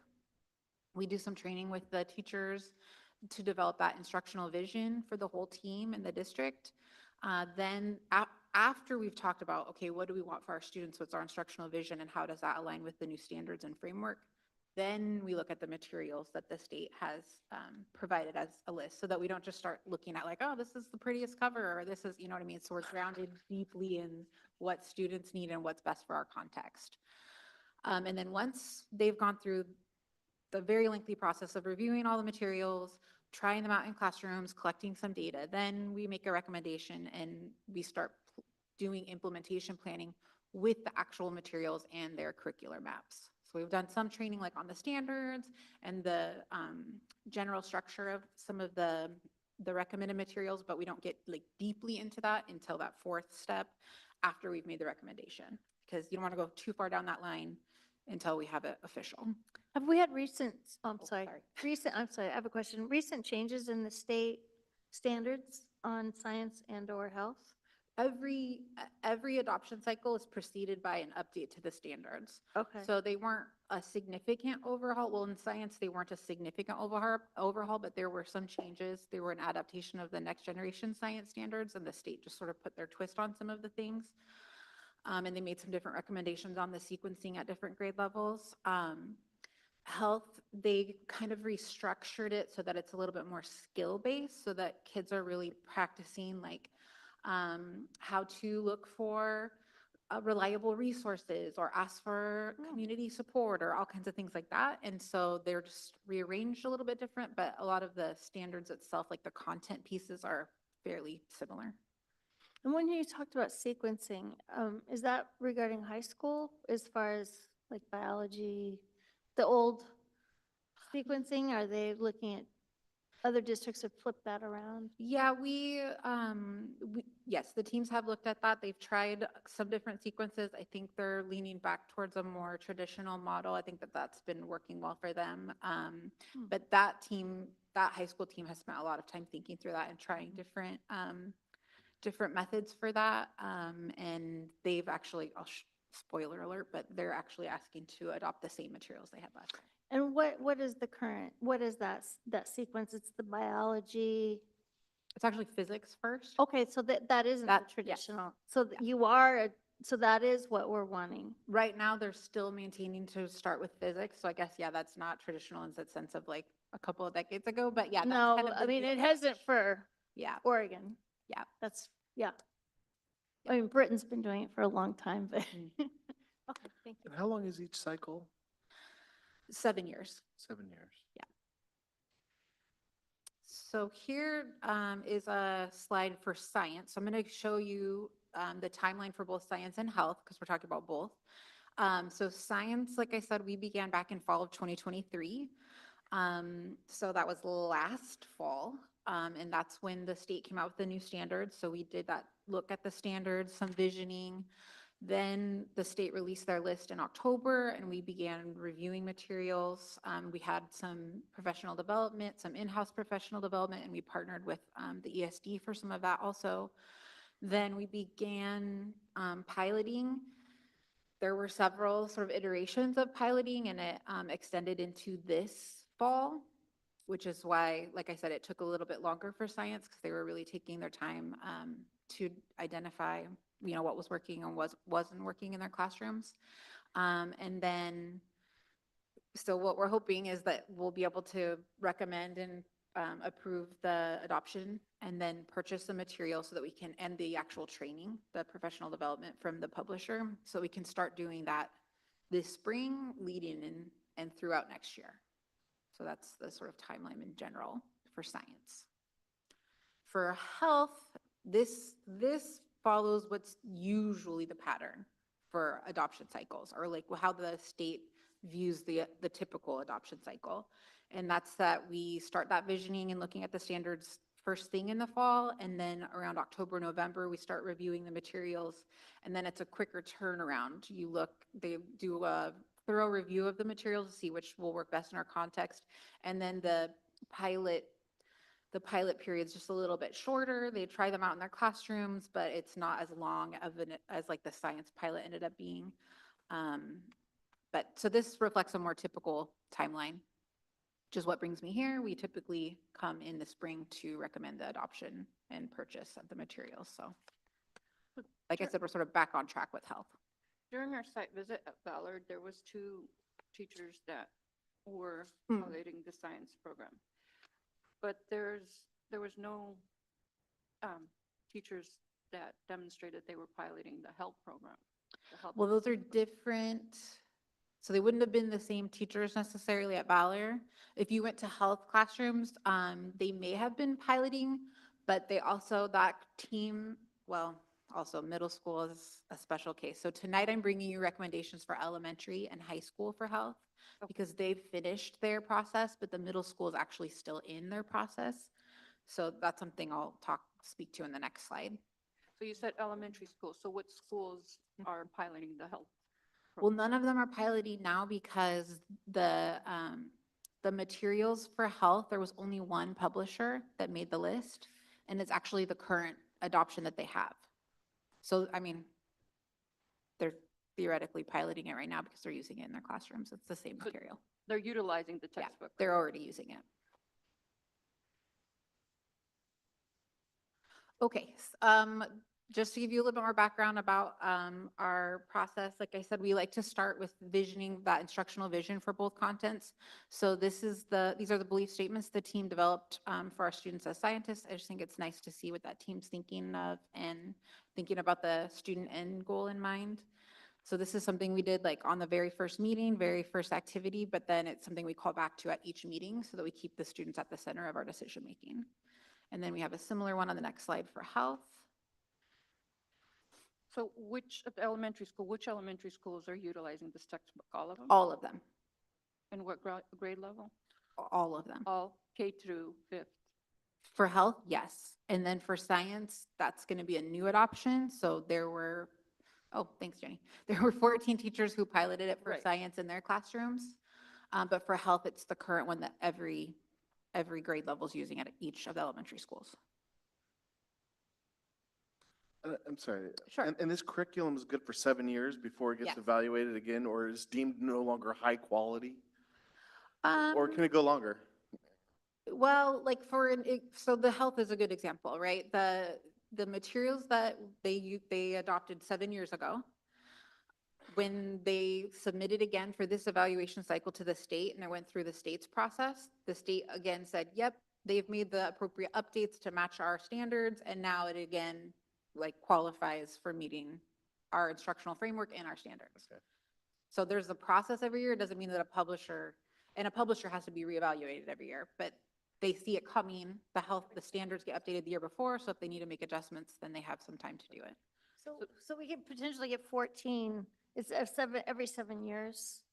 Well, we have to do this process every 7 years. Yeah, Yes. that's what I mean. So we could, we could stay with the same publisher. Yeah.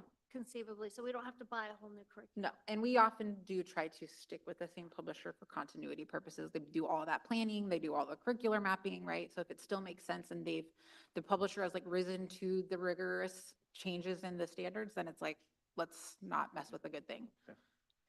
In the community engagement, you have a note that the families had the opportunity to review and give feedback. So what grade level of families provide? Sure, so the community engagement piece is a piece that we do every year. We tried some different things for this year. We put information in the newsletter, both in the fall and the spring. We get a lot of hits on our newsletter, the district newsletter. So that reached a lot more people than we usually have, because usually we do, and we did this year also, fall and spring conferences. We have like a table and the materials are out and there's that flyer there. There's information about it. There's a QR code so you can give feedback. And we also have print copies there. So we have different methods for people to give that feedback. We have rarely had any feedback over all the adoption cycles. And so that's why we did the newsletter this year, because we knew we had more presence there in social media. We still did not receive any feedback. So I appreciate that, because I actually, at the conference, I saw it, I thought, it was really interesting between the two, and I didn't have adequate time to really look through it, right? And I actually asked, could I get a copy to look? And I was told, well, that's the only copy we have. And so, Oh. no, I couldn't. And well, maybe if you call somebody else, right over. So it really wasn't very user-friendly.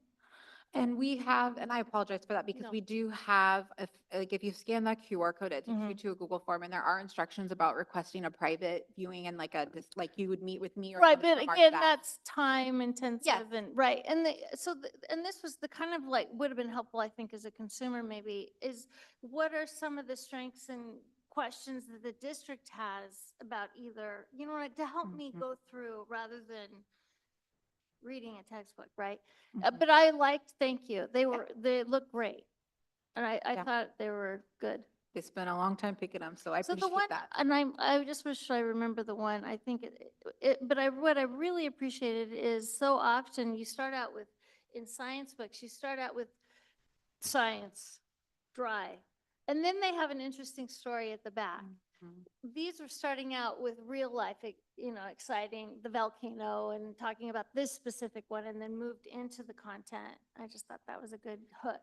Yes, all the science materials are geared towards a phenomenon-based, they Mhm. call it phenomenon-based instructional model. So that's why you're seeing that shift. Yeah, it's exciting. Wasn't what I had. Yeah, me neither.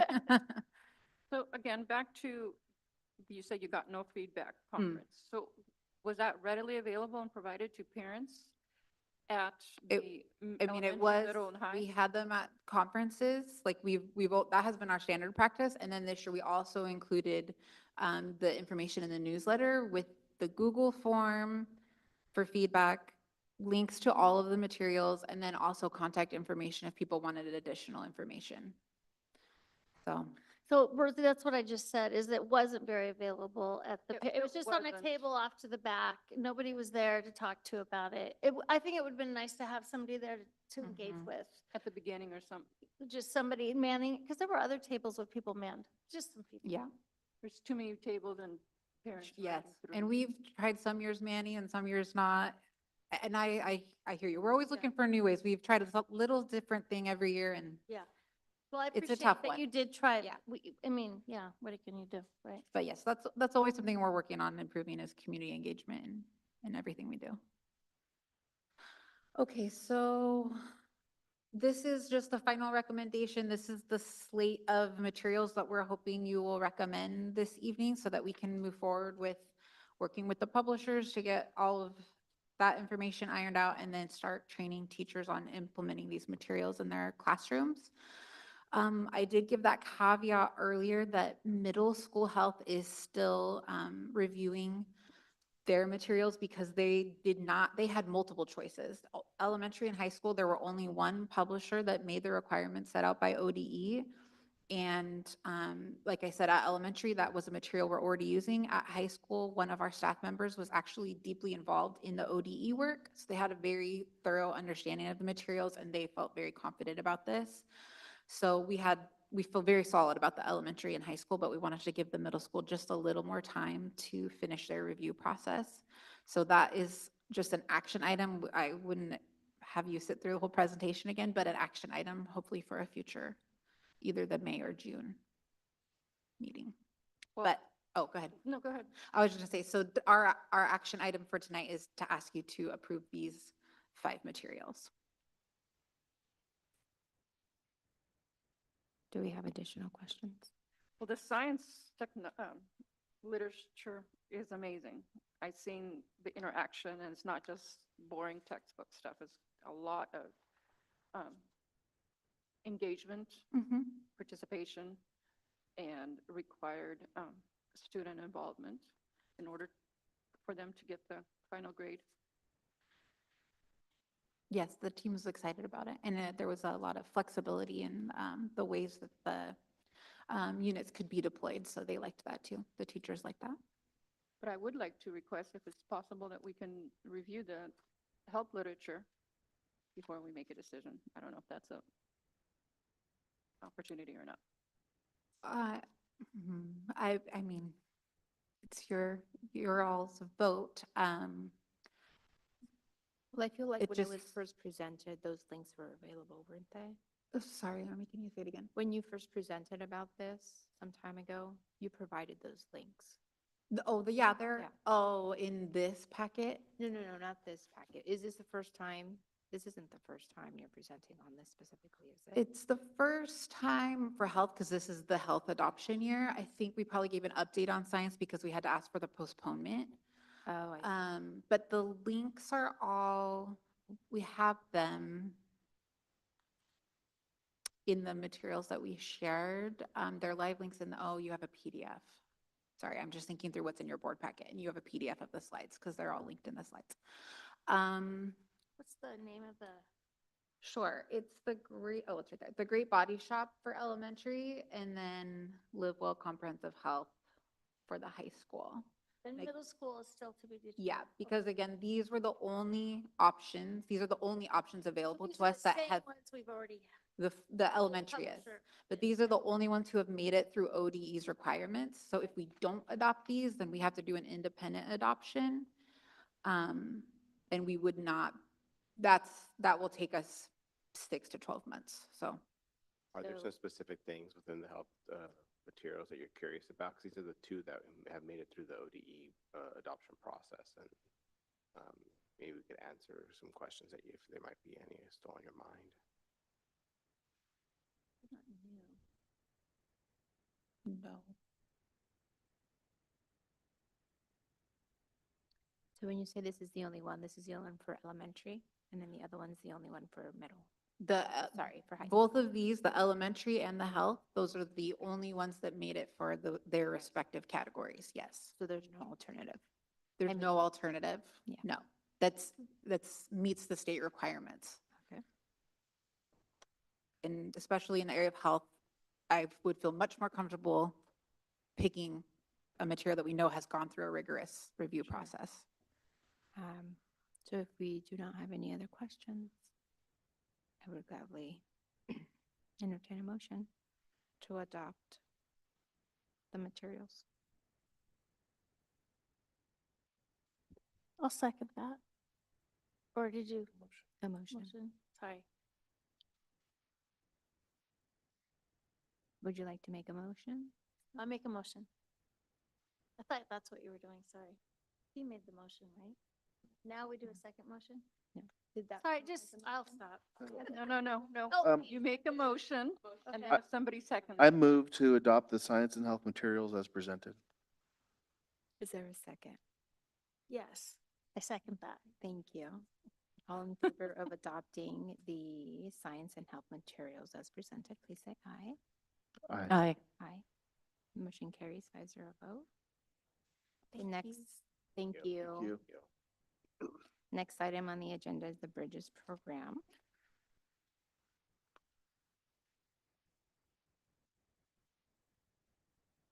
This might be just a quick item. Originally, when we set up the school visit schedules, Bridges was not on the calendar. There was some conversation after the high school visit about adding a visit to Bridges, and so we have their recommendation for May 29th to visit Bridges from Explain to me what, 8:25 to. I'm not familiar with bridges. Oh, but even more reason why we should visit it. Yeah, I know, tell me, maybe I am and I'm just not recognizing. What is? Oh, like for, Transition. oh, program. okay. Transition program located on Aztec, No, the what it is. Okay, very good. I'm Located like, where? oh my on gosh, I Aztec don't know. Drive. Do we have a time? I'm hoping 11 o'clock just to kind of keep our normal time. But I need to confirm with them because their schedule varies as far as how they serve their clients and if they're out. So around 11, Okay. anywhere between 11 and 1, I'm going to try to release it. Can you confirm that date with us then at the next meeting? It is on that date, Yeah, right? Well, May Ninth. 29th. Oh, it is on that day. Okay. May got 29th. it. Approval tonight. We're asking you for an approval. Oh, okay. All right, so you need a vote. They'll present at the May regular. Similar to other school reports. What date, does that May fall on 29th. a Thursday? It's that Thursday. Oh, that last Thursday. Okay. so I'm not May- available on that day. Is there a date that week that everyone is available or that would work for people? The 28th looks, I'm wide open, but the 29th, I have a work event. What day of the week is that, a Thursday? The 29th is a Thursday. So Wednesday, Tuesdays or Thursdays work best for me.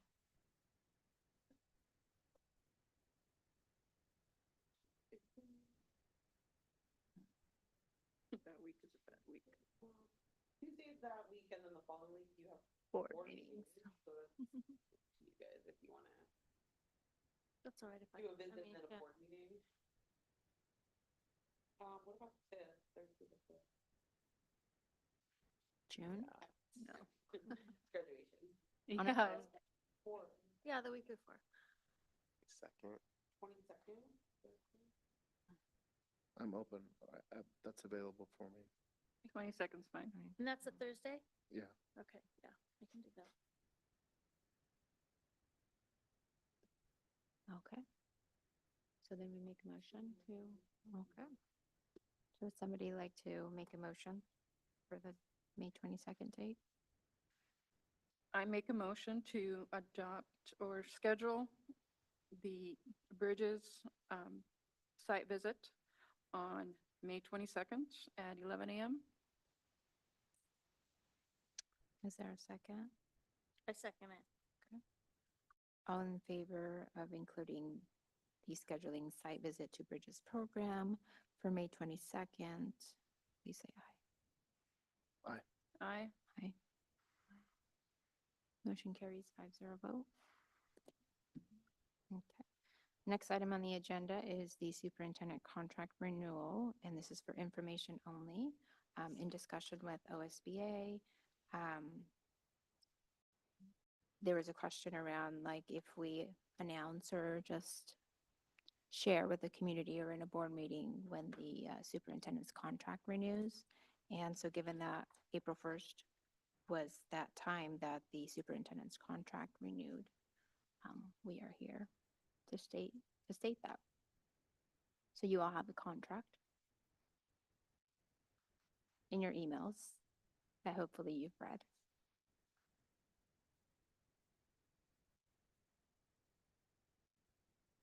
And and yes, that was sent a long time ago. It was also sent by the attorney as well. Could you repeat that? That was also sent by the attorney.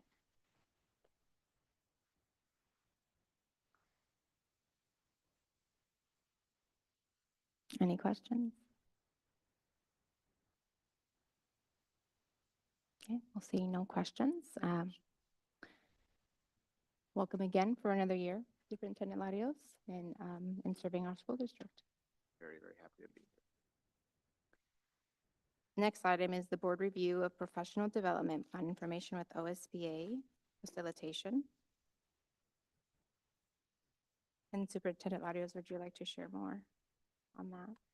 Yeah, there's a memo here providing a little bit of context. An item on the board professional development plan includes a periodic review of the board professional development plan itself, evaluating progress, prioritizing or adjusting actions, steps throughout the year as needed. So that falls under goal or accountability number 2.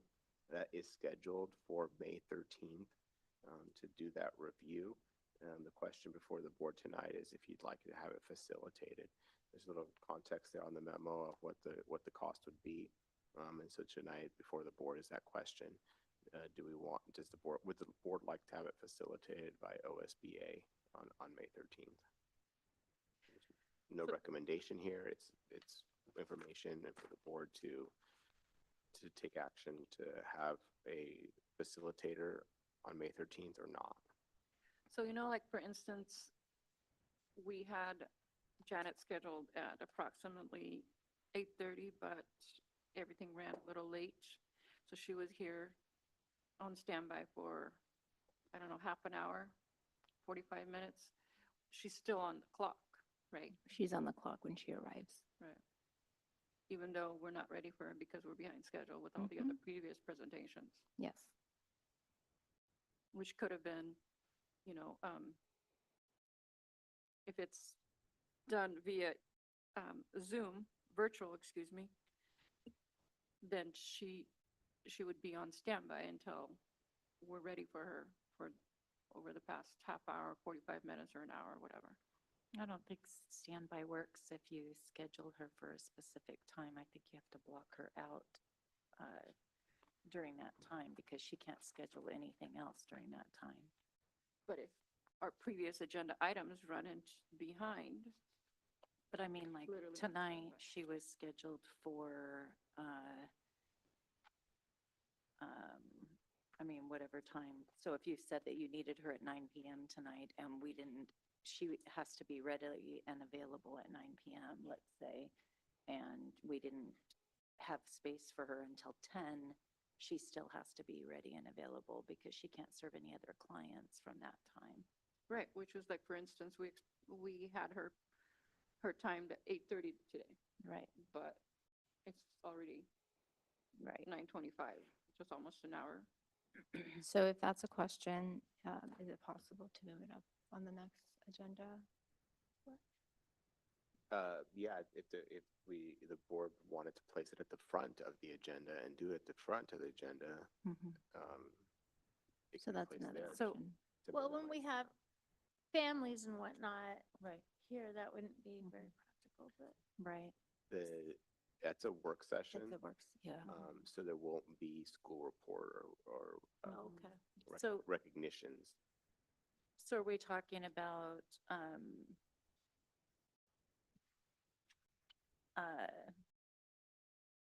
decision-making with the facilitation in regard to, the board's professional development plan? Is that what you're, Right, it says board professional development plan. right? I mean, I didn't know if that's what Rosie was contemplating, whether it was. I think it's that just a she's been service. Sitting here so long. I think it's just a service in general. Yeah, the service, so basically her service, it would be more feasible and cost-effective to schedule on a work session versus a regular session because the agenda's so long and we, like you say, we have family involvement and other presentations that do not stay within its time frame, and it Just to make sure that took it a lot was. longer. So given that the next session is a work session, if there's the option to do it via Zoom or to have it in person, Mhm. and if you want it in person and the cost is a question, it looks like maybe we can move it up on the agenda item. I would like a facilitator personally. And I think Zoom or online is just as effective. Yeah, my preference would be in person, just because I feel like I can engage better with someone here. And we did the development plan in person, and I think that we can engage better, better in person like we did before, and it's the same kind of atmosphere. But I'm willing to go with the board. I just think that we do need a facilitator, and I think that it's important for where we are and where the board is potentially going with, you know, the potential of having new board members coming on and reviewing, you know, where we are with our goals and kind of what we said we were set out to do. where Right, we and, are and with and things. that'll happen either virtually or in person. Right. So I'm hearing you say either one or the other will work for you. Right, but I just said that I would prefer in Right. person. How about you, based on Lisa? my experience. Okay. I prefer in person, but to accommodate, if need be, I would find it acceptable And to Rosa? do a, Oh, sorry. Well, for cost savings, I would prefer the virtual, just because of the fact, like, for instance, today's session, I think it would have been a more cost-effective to have her virtually. But, you know, 'cause they would have saved us, for instance, $195 plus her travel time. Okay. So I would prefer in person. So Okay, in person. person it is. No, I mean, that's just my thought. I still have to go around, and if you are all okay with that. so we're with- talking, In person, in person, in person. so we're saving, well, but if we'd had, even her time would still have been reserved. And were we talking about? So doing we're it just as talking part about of the travel work time. Session then? We're only talking about travel time, which is not $200 to drive down here, is it? Or is it? No, it's travel expenses in addition to the time that she is here. It's just the travel expense. So you're really not saving money. No, it's per hour plus travel if it's in person. So It's basically 2 hours. $300 And plus so, travel right. expenses. So were you, correct me if I'm wrong, were you guys talking about making it exclusively a work session or For the putting it? next meeting. No, the next meeting is a work session, Right, but putting it at the front? just moving it up. Oh, okay. Yeah. Because That's what it I is a thought. work session, so. a good Because idea. she's on the clock and she is traveling, if it sounds like everybody would prefer her on site. But What line item would this come out of? I mean, Or development. Oh, there you go. can we afford it? so we could have money left over in one Yes. category. Yeah. So, let's do what's most effective for the board and who's gonna, Which would be on which site. would be in person. Okay. Do we need a vote for that? And we can look at it Yeah, we again. can if vote. we I need- do need a vote. And so Are you guys- if somebody would like to make a motion. You said you need a motion? Yes. I move to have the OSBA facilitate our board development meeting on our May 13th work session On site. on site. Is there a second? I second. All in favor of OSBA facilitating May 13th review of the board professional development plan in person, please say aye. Aye. Aye. Aye. Motion carries 5-0 vote.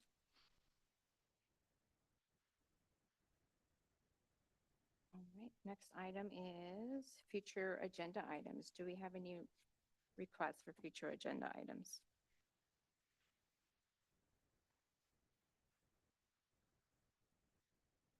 I have a question, but I'd like to talk to one before. Maybe you can provide me information that I have without putting it on the agenda. So I'll just email you with my questions in regards to see if it's can be addressed before it's put on the agenda.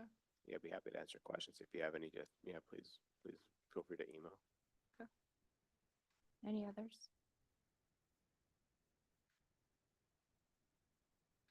I guess I do have concerns about us being an hour past these timelines. And so is there a way for us to either adjust the timelines or reduce the amount of items that are in a single meeting? Because we are an hour behind. And I wouldn't say it's due to us being unprepared or due to excessive questions. It's I just a think lot of it's material. just a lot of It is a material. full agenda. So, It is, and this is the only meeting we have in April. We don't have Oh. a second meeting in April. So it's basically the unfortunate fact of running late for an hour because of the presentations and the involvement and the yeah, and I don't want to discourage us from asking questions because I think we've asked great questions tonight, but we do need to consider our time as well. So I don't know if that's an agenda item or not. It's not an agenda item, but it's just a discussion. Any other agenda items? Okay, seeing none, we can move on. We have the board calendar. We have upcoming dates, May 6th, the budget work session and first meeting, May 13th, board work session, May 27th, regular board meeting. And moving on to executive session. At this time, we will recess the regular meeting for an executive session pursuant to ORS 192.660 2F to consider information or records that are exempt by law from public inspection.